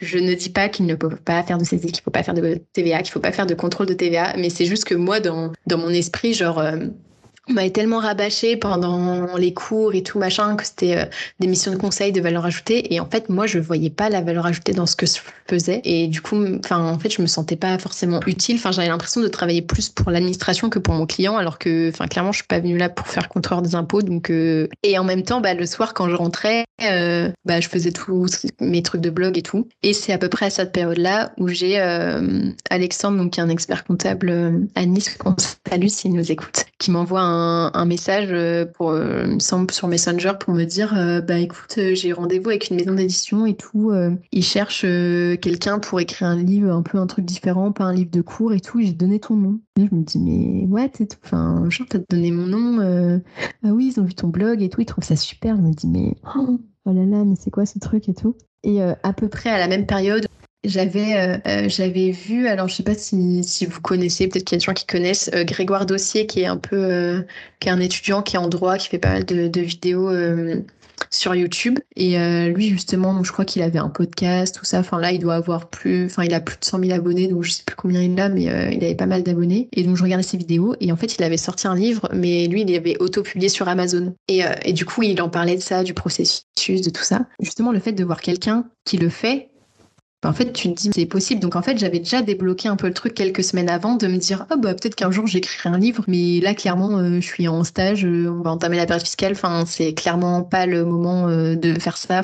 J'ai plein d'idées comme ça où je suis genre, voilà mes 1000 idées. Donc, peut-être un jour, si j'ai le temps de tout faire, je ferai tout. Mais en tout cas, c'est un truc, je me dis, je le garde en tête de me dire pourquoi pas. Et donc, à ce moment-là, donc ça va pas trop et tout, j'ai Alexandre qui m'envoie ce message. Et du coup, j'échange avec alors je sais plus comment on dit, la responsable de l'édition, Émilie Le Rebourg. Et du coup, le contact passe bien, etc. Et donc, je me dis, bah ouais, j'ai envie de faire ça. Mais en même temps, bah, je suis en cabinet et tout, donc c'est compliqué. Le temps passe, ouais. Enfin, les quelques semaines, quelques mois passent et ça va toujours pas forcément mieux. On va dire que je ressens un manque de reconnaissance et tout, manque d'accompagnement dans ma formation, enfin, à devenir expert comptable. Et oui, et je discute, comme je suis curieuse, je discute avec tout le monde et je discute notamment avec 2 alternantes du cabinet et où je parle avec elles et je leur dis, ah bah, donc il y en avait une en DCG et l'autre, je sais plus, c'était genre un bachelor, un truc comme ça. Et je leur dis, bah, qu'est-ce que vous allez faire, vous savez ce que vous allez faire après, etc. Elles me disent, bah, non, je sais pas trop, je sais pas, je vais peut-être passer le deck où j'édite et après bah je sais pas, soit de l'audit soit de l'expertise comptable. Et du coup à ce moment-là j'étais aussi à l'annexe depuis 1 an, un truc comme ça, donc l'association nationale des experts comptables stagiaires. Et du coup j'avais l'occasion de rencontrer plein de gens et même dans mes posts LinkedIn et tout, enfin vu que j'étais très active, bah, je discutais avec plein de gens, je voyais tout ce qu'on pouvait faire et tout et je me suis dit mais en fait c'est pas possible, genre tu peux faire plein d'autres trucs que ça, enfin tu peux te spécialiser dans plein de trucs et tout, tu peux faire l'expertise judiciaire, je connaissais pas encore à l'époque, mais du coup tu peux faire l'expertise judiciaire, tu peux te spécialiser en RSE, tu peux te spécialiser en je sais pas en conso, tu peux te spécialiser en évaluation d'entreprise, ou tu peux être coach deck, enfin aider les personnes à avoir leur deck, tu peux être prof, tu peux être entrepreneur, enfin en fait tu peux faire plein de trucs, genre c'est une vision ultra étriquée, mais en fait je savais que c'était la vision qu'on a quand on est dans les études. On te dit, en gros, vous êtes les futurs experts comptables. Et déjà, bah, tout le monde n'a pas forcément envie d'être expert comptable. Et il n'y a pas que ça. Et c'est un peu le truc, surtout quand t'es en DCG, DSCG, où vu que c'est la voie, on va dire, royale pour avoir le deck, bah, on te dit, genre, vous êtes les experts comptables de demain. Et au final, je trouve que ça met quand même vachement la pression, je pense, aux étudiants. Et là, je me dis, ah, mais il faudrait que ça serait bien d'interviewer les personnes et tout pour montrer qu'on peut faire autre chose. Mais là, pareil, à ce moment-là, je suis en cabinet, donc je suis en mode, j'ai l'histoire, enfin, j'ai le truc dans ma tête, mais je me dis pas, je vais le faire maintenant, quoi. Et d'ailleurs, je me rappelle, alors, je pense que c'était, j'allais à Paris à ce moment-là dans le train où j'ai eu l'idée du nom. Alors, je sais plus comment ça m'est venu, mais je me suis dit, mais voix, en fait, voix, c'est voix, VOIX. La voix, genre le podcast, voix, genre les différents chemins. Et du coup, je me suis dit, voix de comptable, genre il va s'appeler comme ça. Et ouais, et les semaines passent et tout. Et au final, je me dis, mais attends, enfin, t'as envie de faire ça, le podcast et tout, qui au début était juste une idée. Et en fait, une fois que t'as trouvé le nom, genre, c'est ultra concret. Enfin, tu te dis, mais il faut le faire. Enfin, je sais qu'il faut le faire, tu vois. Et du coup, je décide de démissionner du cabinet en période fiscale, mais parce que, en fait, ça correspondait plus à ce que je voulais faire. Et en fait, tous les matins, j'allais avec la boule au ventre. Et là, j'insiste sur un truc. Enfin, déjà, quand je fais mes posts LinkedIn, c'est pas forcément toujours mon expérience à moi. Par exemple, j'avais fait, il faut arrêter de recruter des bac+5 pour faire de la saisie. C'est pas mes expériences à moi, en fait, mais c'est en échangeant avec d'autres étudiants. Et encore une fois, peu importe les cabinets, genre, j'ai jamais été maltraitée, fait des 50 heures par semaine et tout. Mais en fait, c'était plus au niveau des valeurs et tout du cabinet où, en fait, c'était pas possible pour moi. C'est pas parce qu'on n'est pas, entre guillemets, maltraité et que, bah, je faisais des heures à peu près correctes et tout, que on est obligé de se sentir bien et voilà. Je pouvais pas, quoi. J'allais à la boule au ventre parce que, bah, notamment au niveau des valeurs, on va dire, enfin là, c'était plus sur la stratégie du cabinet. C'était l'objectif de toujours racheter des cabinets et tout, de grossir, alors que moi, je suis plus à me dire, bah, je préfère avoir moins de clients, etc., et faire plus de qualité, de valeur ajoutée, entre guillemets. En fait, ça correspondait pas du tout à ce que je voulais faire. Et du coup, voilà, je quitte le cabinet, je me dis, bah, vas-y, bah, en fait, je vais faire une pause et je vais écrire mon livre et faire mon podcast parce que justement, j'avais ce décalage aussi de stage. Et donc, je me suis dit, en fait, le 1er octobre, je débute mon stage le 1er octobre. C'est-à-dire que je finis le 30 septembre. Donc, dans tous les cas, je ne pourrais passer qu'à la session de mai 2025. Que je finisse mon stage le 30 septembre 2024 ou le 28 février 2025 du coup. Enfin en fait je passerai dans tous les cas le deck au même moment et si je l'ai je l'aurai au même moment, donc ça me change rien on va dire fondamentalement. Avant j'étais plutôt dans l'optique de me dire je veux passer le diplôme le plus rapidement possible et tout, et même à un moment je doutais, je me disais mais est-ce que je vais mettre en pause le stage ou pas, parce que je vais jamais reprendre le cabinet après si j'ai goûté pas travailler et je vais jamais reprendre mon stage finalement si je l'ai repris. Alors j'adore ce que t'appelles ne pas travailler et faire une pause. Ouais, écrire un livre et tourner des podcasts, bon, c'est ne pas travailler. Bah ouais, mais parce qu'en fait, pour moi, c'est pas vraiment du travail, parce que tu travailles pour quoi, tu vois. Parce que vous Mais aimez et vous n'aurez jamais à travailler un jour de votre vie, comme on dit. voilà, c'est ça, c'est un peu ça. Mais oui, quand je dis ne pas travailler, c'est faire plein de trucs, mais pas de l'expertise comptable, quoi, en gros. Bah écoute, là, donc tu nous as parlé un petit peu de toute ton expérience en cabinet.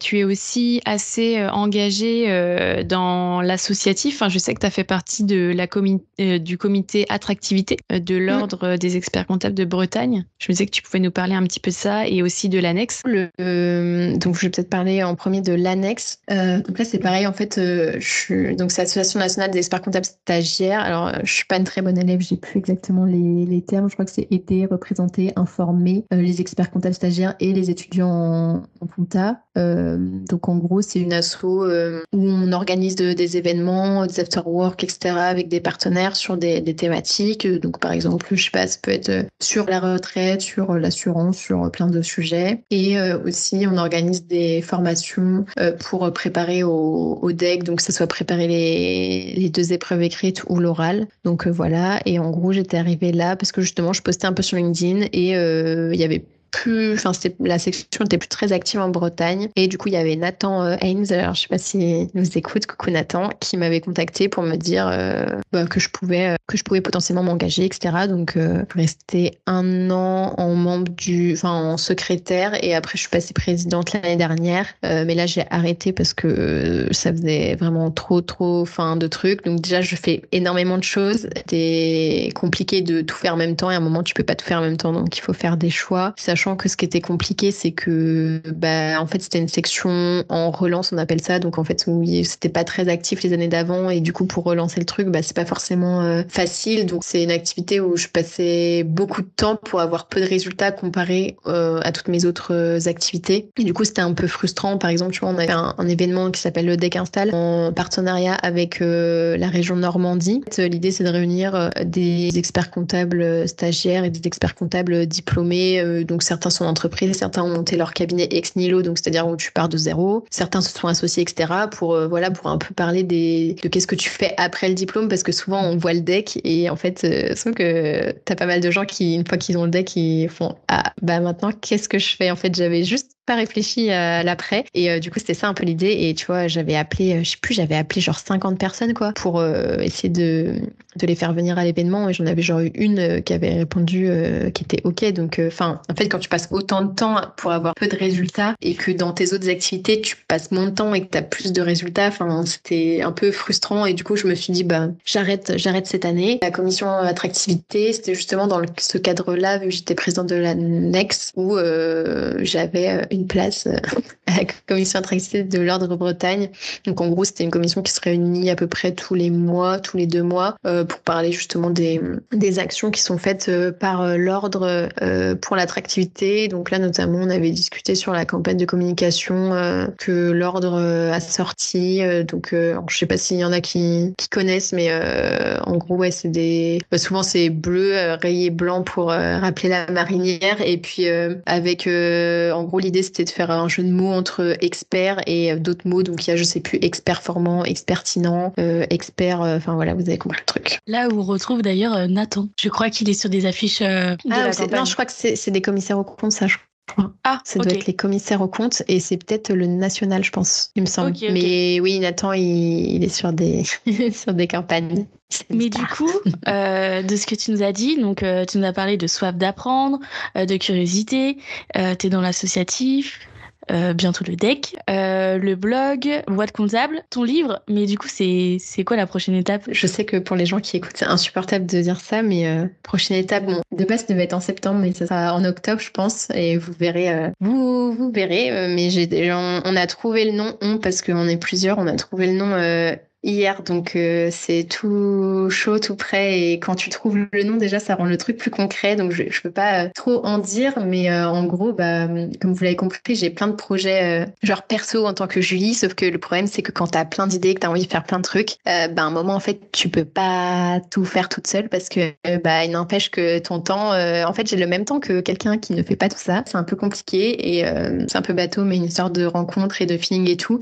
J'avais déjà eu potentiellement une opportunité de m'associer avec des personnes pour un projet. D'ailleurs, quand j'étais dans mon cabinet à Paris, Donc c'était à peu près il y a 1 an, mais ça s'était pas fait pour plusieurs raisons. Et au final, là, je pense qu'on a trouvé les bonnes personnes pour faire un projet. Donc pareil, on va dire que c'est pour les étudiants de la filière, etc. Et on est 4 sur le projet et ça va être cool. Je peux pas trop en dire, mais je sais pas. En vrai, je sais pas si c'est plus gros ou pareil que le livre, mais en tout cas, c'est un gros truc. Donc soyez au rendez-vous. Ok. Merci pour ce petit teaser. Et du coup, maintenant, on peut parler de ton livre. Oui, si tu veux. Donc déjà merci beaucoup de nous l'avoir envoyé. J'ai commencé à le lire. J'aime beaucoup du coup j'ai lu la première partie et j'aime beaucoup cette qui est sur l'état d'esprit. C'est ça. Et je me retrouve beaucoup dans ce que tu dis et je trouve ça hyper important que tu abordes ce thème-là dans ton livre parce que c'est vrai que la façon l'état d'esprit dans lequel on est quand on aborde des projets ou quel que soit notre projet, que ce soit perso ou professionnel, ça va beaucoup jouer sur notre motivation, sur notre réussite, sur nos résultats. Et pourquoi toi c'était important de parler de ça dans ton livre? Bah justement, ça rejoint un peu tout ce que je vous ai partagé, mes anecdotes et tout, où je me suis rendu compte que en fait j'ai des barrières qui sont tombées au fur et à mesure et qu'en fait souvent c'est bateau mais on se met nos propres barrières et même si on le dit, c'est bien de l'expérimenter et de se dire là aujourd'hui si vous m'écoutez et que vous vous dites non je peux pas faire ça, je peux pas faire ci, essayez en fait de commencer par quelque chose qui est plus petit, je sais pas, je dis n'importe quoi, hein, c'est un truc, c'est un exemple caricatural que je vais dire, mais je sais pas cuisiner, tu vois, mais en fait cuisiner, enfin je veux dire, pas forcément besoin d'être un génie pour cuisiner, tu apprends en fait, tu testes et en fait vu que c'est un truc où tu prends pas trop de risques, a priori au pire c'est pas bon et tu le manges pas et tu vois c'est pas grave, mais de tester, d'expérimenter et au fur et à mesure vous avez des barrières qui vont tomber. Et oui, je pense que c'est super important l'état d'esprit, c'est pour ça que ça me tenait vachement à cœur de parler de ça. On en a parlé aussi tout au long de cette interview, mais je pense que ça peut vraiment changer les choses et changer ta vie. Et même, du coup, je me faisais la réflexion récemment où je me dis, mais en fait, du coup, le DCG en 1 an, d'avoir pris cette décision, genre ça a changé ma vie littéralement parce que ça se trouve, j'aurais pas fait le blog et du coup, ma vie, elle serait pas du tout la même que celle qu'elle est aujourd'hui. Donc, ça veut pas dire qu'elle serait moins bien, ou elle serait juste différente. Mais des fois, vous avez une décision qui peut tout changer, ou je sais pas, vous vous engagez dans une asso et vous rencontrez votre conjoint, ou je sais pas, ou vous décrochez un taf, et au final vous allez passer associé, j'en sais rien, mais en fait des fois des petites choses ça peut changer beaucoup, et notamment dans les diplômes et pas que dans les diplômes. Donc ouais, ça me tenait à cœur de parler de ça, sachant que je vais apporter des petites précisions parce que je sais que souvent je suis pas forcément d'accord,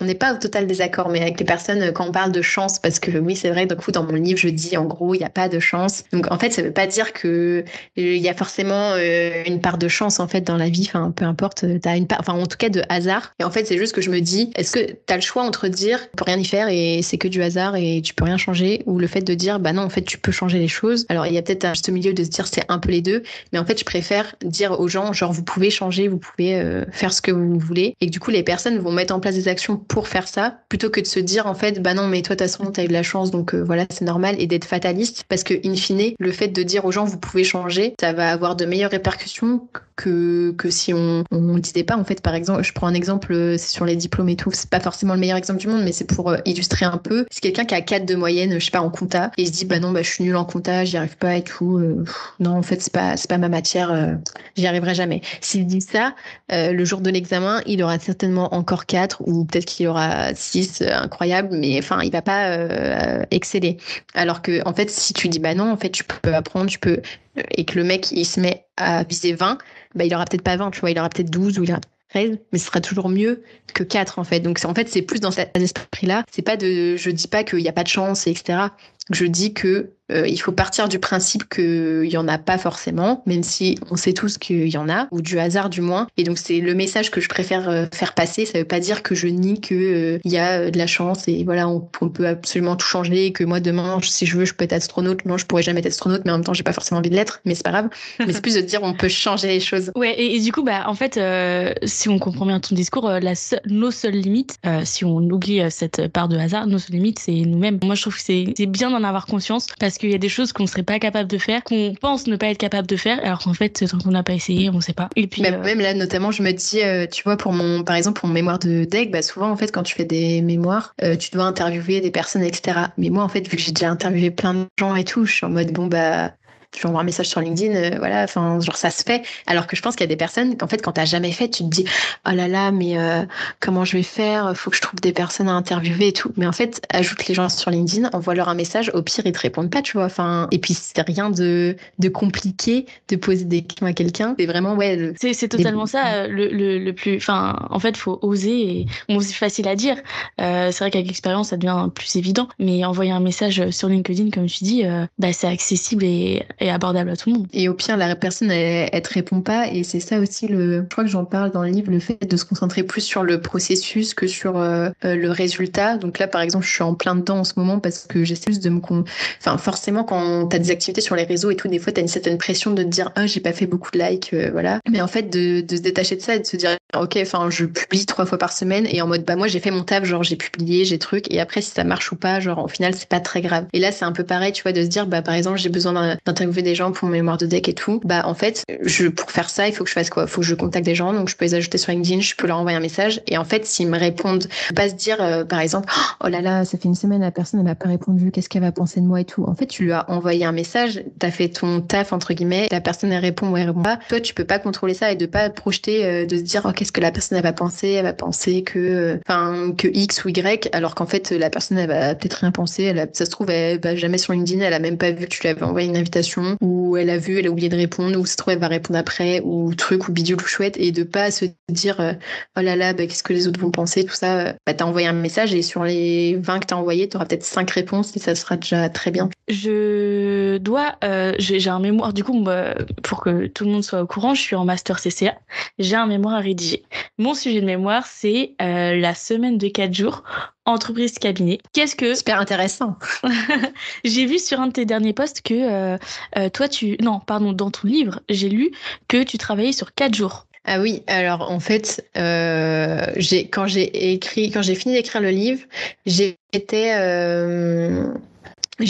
déjà dans mon cabinet actuel et du coup on avait parlé de la semaine de 4 jours, mais c'est pas encore mis en place. Mais oui, je pense que en vrai, je vois de plus en plus de cabinets qui le font et t'as toujours des personnes qui disent mais non, c'est impossible, etc. Mais en fait, bah voilà, l'état d'esprit, le truc, pourquoi ça serait impossible? Enfin, je veux dire, voilà, je vais reprendre l'exemple de l'astronaute, mais on ne dit pas d'envoyer tes collabs sur la Lune, tu vois, on demande juste de mettre les mêmes heures sur moins de temps, en sachant que ça choquerait personne de se dire, par exemple, on fait 35 heures sur 6 jours, bah ok, c'est possible, tu vois. Enfin, en soi, c'est pas impossible, donc pourquoi le raccourcir? Ça serait impossible. Justement, je cherche s'il y a des experts comptables qui ont mis en place ça dans leur cabinet. Je cherche des personnes pour les interviewer un peu sur ça, parce que pour montrer que justement c'est possible et que. Mais oui, bah, je pense qu'en vrai, après ça dépend des gens, tu vois, parce que faut pas non plus.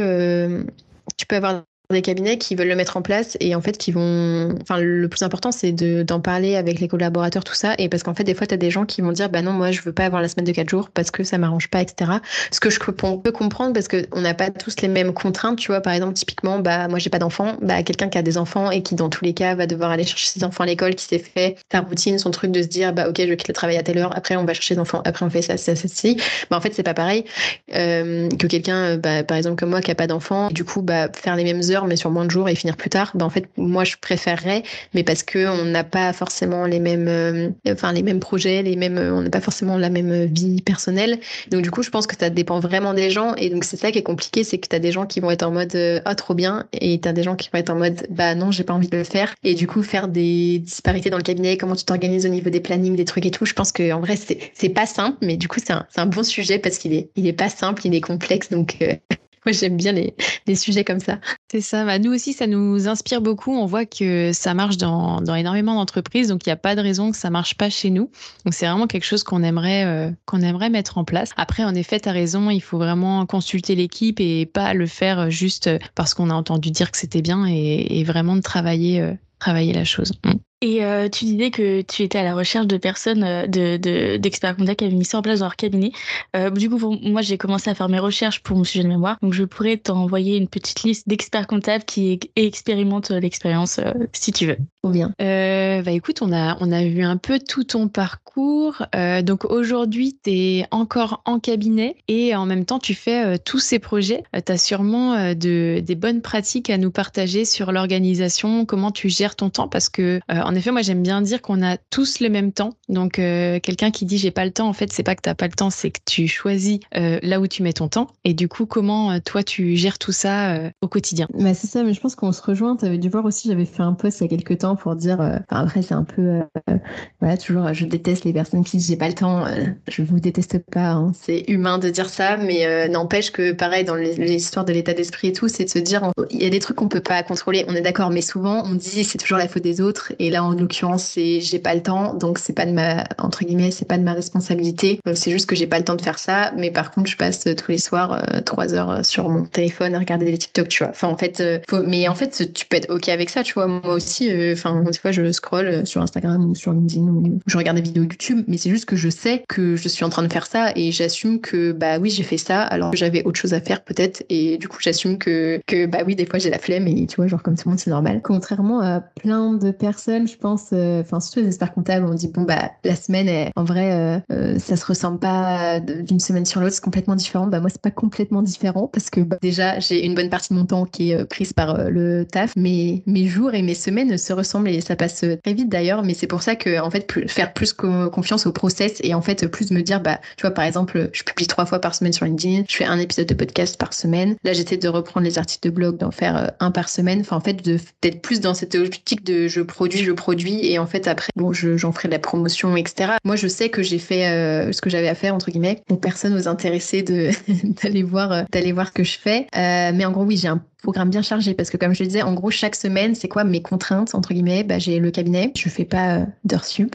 J'ai donc un épisode de podcast par semaine qu'il faut aussi que j'en fasse la promotion, etc. Donc, je fais une petite vidéo à chaque fois, un extrait. J'ai 3 posts par semaine sur LinkedIn. J'ai une newsletter le dimanche. Je crois que c'est à peu près tout, mais c'est déjà pas mal. Et du coup, si je raconte un peu comment ça se passe mes journées. Alors, moi, je suis pas de la team morning routine et je me lève à 6h. Je suis plutôt de la team je me lève à 9h et j'arrive au cab à 9h30. Donc après, c'est une chance que j'ai. Je la remercie pour ça, pour aussi la flexibilité et tout, parce que je sais que c'est pas forcément partout pareil. Donc aussi bien choisir son cabinet. Mais moi, oui, je suis plutôt la team. Je me lève à 9h, je mets la musique à fond, je me prépare en 10 minutes, je prends mon vélo, j'arrive à 9h30. Donc contrairement à beaucoup de gens où en fait la plupart des gens, je pense, quand ils arrivent au boulot, ça fait genre 1h, 1h30, 2h qu'ils sont levés, tu vois, surtout quand t'as des enfants, tu dois te lever ultra tôt. Moi, c'est genre, je viens de sortir du lit, quoi, genre direct dans l'action, genre il n'y a pas de temps à perdre, tu vois. Donc du coup, je taffe, bah des fois, forcément, ça m'arrive des fois le midi de faire des trucs, genre de répondre à des mails, à des messages et tout. Ça, c'est quelque chose qui me frustre un peu, c'est qu'en fait, je reçois beaucoup de messages, tout ça, et du coup, des fois, je peux pas, non, je prends pas aussi le temps de répondre à tout le monde, mais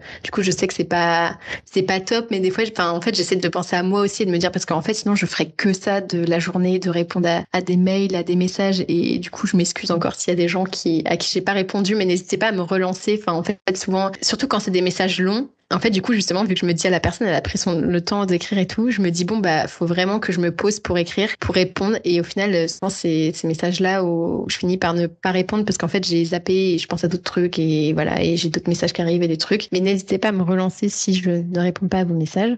J'essaie de répondre à tout le monde, mais c'est vrai que des fois, c'est pas facile. Donc, le midi, ouais, ça m'arrive de faire quelques trucs. Donc, après, bah, après-midi, je taffe. Et après, donc, je finis plus tard, du coup, mais parce que je commence plus tard. Donc, c'est un choix aussi. Enfin, moi, du coup, je suis plus à travailler le soir que le matin. Donc, on va dire que je finis à 18h30. Donc, le temps de rentrer chez moi, tout ça, machin. Me poser doit être 19h. Donc, le mardi et le jeudi, je vais à la salle, genre à 20h. Donc, du coup, de 18 à 19, j'essaye de faire, je sais pas, d'avancer sur tout ce que j'ai à faire et j'ai beaucoup de choses à faire et après je vais à la salle du coup le mardi et le jeudi. Là par exemple hier j'y étais et j'y vais avec un ami, on y va genre à 20h, comme ça il y a moins de monde, c'est un peu les nocturnes. Et donc là par exemple hier je suis rentrée genre à 22h45 ou 23h et après par exemple je prends hier, j'ai mangé et après j'ai regardé un petit épisode de Conan. Pour ceux qui connaissent un animé, j'aime bien les films policiers, donc on regarde ça et après je dors et après voilà la journée recommence. Donc voilà, c'est assez sport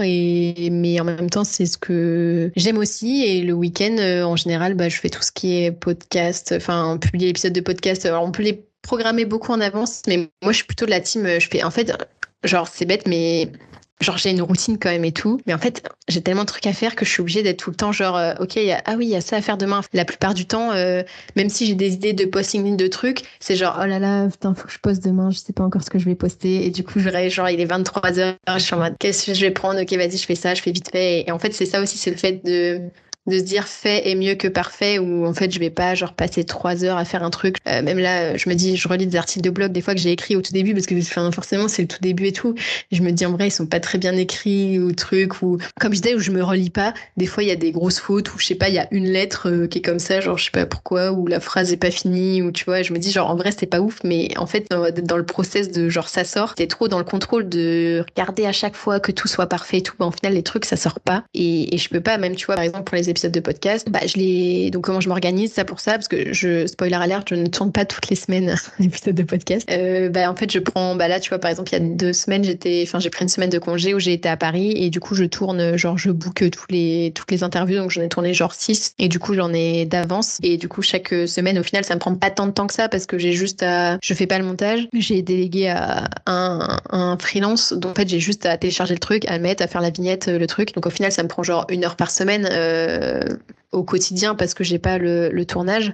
Mais par exemple je ne réécoute pas l'épisode après qu'il soit monté, parce que aussi moi c'est l'idée du podcast, c'est que ça soit naturel, qu'il n'y ait pas trop de montage, de pas forcément garder les meilleurs moments, parce que bah les meilleurs moments pour moi sont pas forcément les meilleurs moments pour quelqu'un d'autre. Tu vois par exemple, je sais pas, un expert comptable, le moment où on explique ce que c'est une période fiscale, je pense que ça va pas ultra l'intéresser. Par contre quelqu'un qui est en DCG, ah mais c'est quoi la période fiscale, je connaissais pas, tu vois. Donc en fait ce qui est intéressant pour quelqu'un peut ne pas être intéressant pour l'autre, et vice versa. En général il y a pas on dit pas de grosses bêtises, de trucs, il y a peut-être des fois des passages où la personne me dit bah ça est-ce que tu pourrais couper, etc. Mais c'est assez rare, et donc ce qui fait que souvent en fait j'écoute l'épisode de podcast, il sort, je l'ai même pas réécouté, je le réécoute peut-être dans la semaine, mais après ceux qui l'écoutent direct à la sortie le dimanche ou le lundi, parce qu'en fait si j'écoutais, déjà je tourne le truc, si je réécoutais avant montage, après montage, et ça serait bien, hein, mais si on revient au fait que je gère 50 000 trucs à la fois, en fait je ne peux pas faire ça, je n'ai littéralement pas le temps, et en même temps j'ai pas trop l'envie, tu vois, je suis plus en mode bah je fais confiance, au pire s'il y a un passage qui bug un peu, ou bah en fait tant pis, mais le temps que ça va me prendre déjà je vais voir ça va me saouler, je vais pas faire mes autres trucs, je vais me concentrer sur résoudre ça qui est peut-être 5 secondes que les gens vont même pas capter. Enfin, en fait c'est plus d'être dans la logique de on y va et on fait les choses, et voilà. Et du coup le week-end, oui, souvent le samedi, du coup je bosse entre guillemets, même si pour moi c'est pas bosser, mais bah je m'occupe de tout ça, et c'est pas rare même que j'ai mis mon réveil le dimanche à 9h pour publier l'épisode de podcast, parce que j'ai eu la flemme de le faire le samedi, sauf que je sais qu'il y a des gens qui attendent l'épisode, donc je ne veux pas, tu vois, je me mets à la place des gens, je me dis c'est trop frustrant. Moi si j'ai admettons un podcast que j'aime bien, ou un youtubeur, ou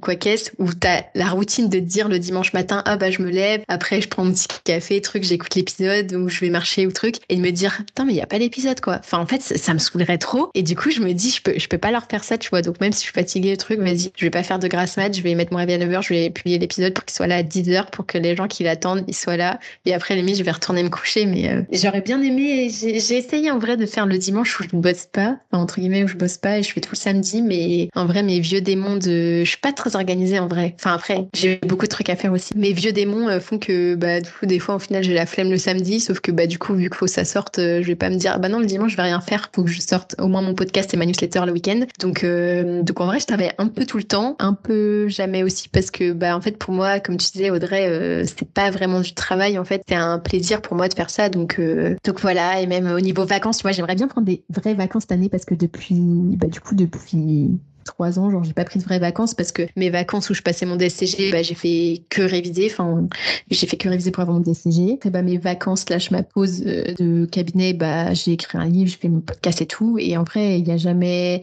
enfin c'est rare qu'il y ait un jour où genre je touche absolument à rien et tout, mais c'est aussi parce que j'ai envie de le faire. Mais du coup je me dis que ce serait bien, tu vois, que je déconnecte un peu, genre je sais pas, une semaine entière ou quoi, mais je me dis mais une semaine, mais c'est énorme, genre déjà 2 jours, ça me paraît le bout du monde, quoi. Mais je suis en mode, qu'est-ce que je vais faire? Je vais m'ennuyer, tu vois. Enfin, c'est tellement dans mon quotidien que c'est compliqué pour moi même d'imaginer, de me dire, genre pendant une semaine, enfin, quand je dis tu fais rien, c'est genre t'es en vacances, comme 90% des gens, en fait. Mais je pense que c'est un peu un truc d'entrepreneur. T'as peut-être ça aussi, Audrey? Oui, clairement. On bosse aussi souvent le soir, le week-end, mais comme tu dis, tu considères pas que c'est du travail quand c'est ta passion. Alors, je dis pas que mon travail me passionne tous les jours. Il y a plein de trucs que je fais qui sont pas ce que j'aurais envie de faire, mais bon, il faut le faire. Mais il y a aussi quand même une grande partie que j'adore. Et ça revient un petit peu à ce que tu disais sur la chance. En fait, il y a qu'un seul endroit où la chance arrive avant le travail et c'est dans le dictionnaire. Et j'adore cette phrase parce qu'elle explique bien l'entrepreneuriat. Quand on voit des entrepreneurs qui ont réussi à faire des choses et on se dit, ah oui, moi aussi, j'avais eu cette idée, j'aurais pu le faire. Bah oui, tu l'as pas fait. Fais-le.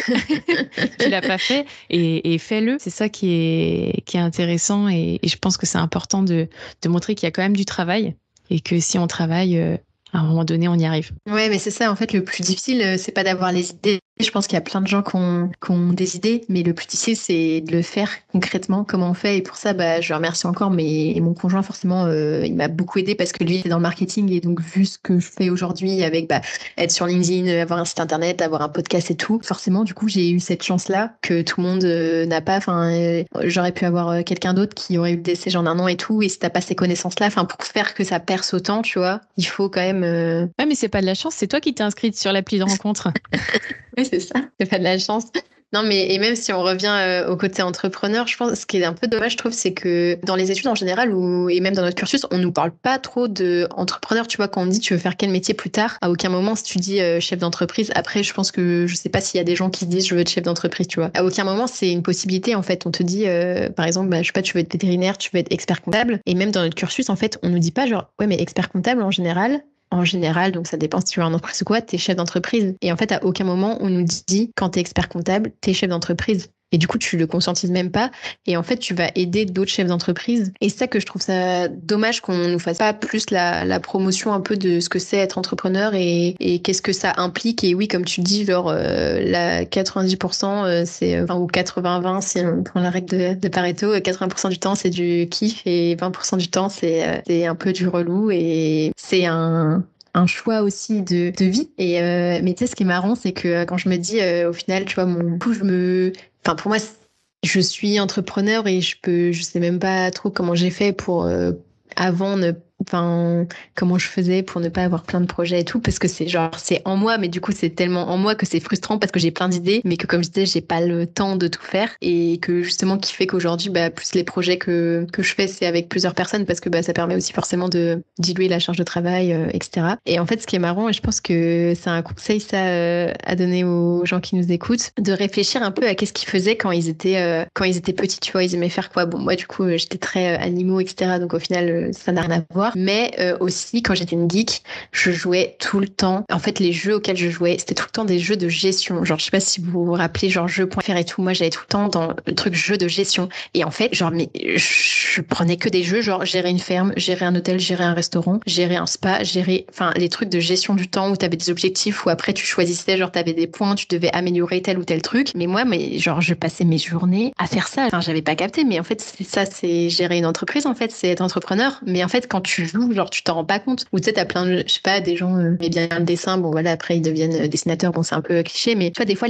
fondamentalement, qu'est-ce que t'aimais faire, genre quand t'étais petit? Et par exemple, sur un jeu notamment de ferme où j'ai joué genre pendant 10 ans, j'étais tout le temps sur le forum, je répondais tout le temps aux questions des gens, donc j'avais déjà ce truc de vouloir aider les gens, de répondre à leurs questions, de partager. En fait, c'est un peu ce que je fais, et tu vois, le côté geek, je suis quand même pas mal avec les écrans, et le côté gérer une entreprise que je faisais en virtuel, mais j'adorais ça, tu vois, et même je refaisais 10 fois le même jeu pour recommencer au début, pour refaire une autre partie et tout, alors que c'était fondamentalement, il allait se passer la même chose, j'allais devoir faire les mêmes choix, entre guillemets, d'investissement, est-ce que je prends un serveur en plus, ou est-ce que j'améliore la machine pour qu'elle aille plus vite, ou des trucs comme ça. Et en fait, quand je me fais la réflexion, je me dis, mais genre, c'était devant mon nez, tu vois, mais sauf qu'à aucun moment on te dit, non, il n'y a pas quelqu'un qui veut être entrepreneur. Genre, c'est quoi entrepreneur? C'est pas un métier. Oui, clairement. Et j'ai envie de dire aussi, c'est pas parce qu'on est salarié qu'on peut pas être entrepreneur.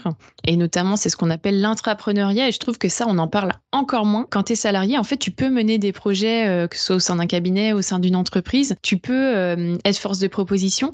Et il faut pas se mettre de barrière là-dessus. Enfin, je pense que chez nous, on a une intrapreneure de qualité qui est Judy Et si tu veux nous raconter rapidement ce que tu fais comme projet chez nous, c'est vraiment de l'entrepreneuriat, quoi. Bah oui, avec plaisir. Du coup, chez La Mac Comptable, déjà, on a une politique qui fait que le but, c'est que tout le monde soit heureux au travail et donc d'avoir la liberté de s'exprimer sur certains projets. C'est pourquoi je suis aujourd'hui j'échange avec vous sur le podcast. À la base, je suis dans des études de compta, mais moi, ce qui m'intéresse, c'est le partage, je suis assez curieuse comme toi, Julie. Donc, ça prend énormément de sens. On essaie d'être actif sur les réseaux. On a des vidéos TikTok. Pareil, là, on me laisse m'exprimer. Bon, bien sûr, je suis accompagnée parce que moi, j'ai, on va dire un peu la créativité, mais sur tout ce qui est gestion, comment on fait, qu'est-ce qu'il faut prévoir, le matériel, tout ça, je suis pas calée. Donc, c'est du travail d'équipe. Mais j'ai cette liberté-là. Pareil, faire des posts LinkedIn, travailler sur des projets qui arriveront aussi bientôt. Petit teasing pour les étudiants, on vous prépare quelque chose. Et puis oui, non, enfin, après il y a des projets perso aussi, mais déjà rien qu'au travail, quand tu peux faire d'autres choses, c'est déjà rien que pour la culture d'entreprise, c'est cool parce que ça permet aux gens de rester là où ils sont bien et puis d'avoir des collaborateurs épanouis. Donc. D'ailleurs, ça me fait penser à un épisode qui est sorti, l'épisode avec Mélissa Demandre qui est sorti cette semaine et la semaine dernière, où justement il y a un passage où elle dit en fait, je connais personne qui n'aime pas les projets. Et qu'en fait, les gens, ils font tout le temps des projets parce que s'ils ne les font pas dans leur vie pro, leur vie perso, elle est faite de projets. Tu achètes une maison, tu te maries, tu fais des enfants, tu fais des travaux, etc. Et du coup, qu'il faudrait mettre plus de projets dans les entreprises, aussi pour que les personnes puissent s'y épanouir, mais aussi, je pense qu'au niveau implication du salarié pour l'entreprise et le sentiment d'appartenance et tout, c'est ultra fort qu'il faut laisser aussi, du coup, les personnes mener à bien les projets. Mais je pense qu'aussi, ce qu'on disait, mais il y a un peu une barrière de se dire, je suis en entreprise, je fais mon taf, et c'est aussi aux managers de laisser la place, mais aussi aux collaborateurs de un peu s'imposer, de dire, j'ai envie de faire ça et comment on peut faire, etc. Exactement. Et d'ailleurs, c'est aussi OK si on n'a pas envie de faire de projet plus que ça et qu'on a envie de faire son travail tous les jours, la même chose, c'est aussi OK. Il y a de la place pour tous les profils, pour tout le monde, donc c'est top. Je pense qu'on a pas mal parlé, c'était vraiment passionnant. Merci Julie. Je pense qu'on va passer à notre dernière question. Qu'est-ce que t'en penses, Judy? Oui. Déjà, merci pour l'échange. Et donc, on a cette particularité de poser la même question à tous nos invités lors des podcasts. Et donc, la question est, si tu étais un compte comptable, lequel serais-tu? En fait, j'ai eu la question avant, mais je n'avais pas compris. Je pensais que c'était genre quel type de comptable tu es. Donc, j'allais répondre comptable entrepreneur. Quel type de compte je suis? Oh là là. C'est compliqué parce que, attends, je me les refais dans ma tête. Du coup, t'as les comptes 1. Non, ça peut être un compte genre 101, c'est pas une classe. Non, c'est pas une classe, un compte. Ok. Oh là là, c'est compliqué. Si j'étais un compte, oh là là, un compte. Alors je sais pas, faut un compte qui monte et qui descend parce que en mode, tu vois, quand t'es entrepreneur, t'as un peu les montagnes russes. T'as des périodes où ça va ultra bien, des périodes où ça va pas du tout bien, des périodes où c'est moyen. Donc je pense que ça va être un compte. Je dirais pas un compte 58 parce qu'il est soldé à la fin, donc c'est pas très bien. Faut que ça soit un compte qui monte et qui descend, mais quand même qui monte de plus en plus. Je ne sais pas, comme ça, je dirais genre 418. C'est ultra bizarre de répondre ça. Je crois que c'est facture à établir de clients parce que je me dis ça monte et ça descend. Genre chaque année, t'as un peu le truc où tu recommences à zéro et potentiellement t'as de nouveaux projets et du coup c'est un peu quand même client. En mode tu produis quelque chose, tu vois. Donc tu vends quelque chose. Genre t'as des nouveaux projets chaque année. Ça redémarre un peu à zéro. Peut-être un compte 418 mais avec des clôtures pas forcément annuelles, tu vois. Ouais. Genre les blagues de comptable. Genre à chaque projet, tu vois, on clôture le 418 et du coup, il y en a un nouveau qui commence. Et du coup, ça, vu que c'est en relation avec un compte 7, on va dire ça augmente. Et c'est ultra bizarre comme réponse. Et voilà, c'est des blagues de comptable. Mais Moi, j'adore ta réponse. Merci beaucoup, Julie. Je pense qu'on a terminé. Moi, j'ai hâte que tout le monde écoute cet épisode et surtout que tout le monde aille acheter ton livre parce qu'il est vraiment chouette. Je l'ai pas lu entièrement, mais j'ai lu quand même pas mal de passages. Et je trouve que ça mêle bien justement la technique avec le savoir-être aussi, toutes les théories justement qui permettent de bien... Tu dis que t'es pas organisé, mais je pense que t'as quand même été chercher le savoir qui te permet de t'organiser quand même. Et donc, je recommande le livre à tout le monde. Et moi, du coup, je te remercie aussi pour le podcast. C'était hyper sympa et vraiment trop content d'avoir pu échanger de vive voix sur tous les sujets qu'on a abordés. Ça change des petits messages sur LinkedIn et tout, c'est beaucoup plus enrichissant. Donc voilà, merci beaucoup. Merci beaucoup à vous. À bientôt, Julie. Salut. Merci d'avoir écouté cet épisode. N'hésitez surtout pas à le partager autour de vous et à nous mettre une bonne note, ça nous fera super plaisir. Et si vous recherchez un poste en cabinet d'expertise comptable, rendez-vous sur lamaconta.co pour voir les dernières offres d'emploi. Si vous avez des besoins sur le recrutement et la marque employeur, toute l'équipe de Lamaconta se tient à votre disposition pour vous accompagner. Nous sommes Jason et Audrey, cofondateurs de Lamaconta. À bientôt sur Génération Comptable.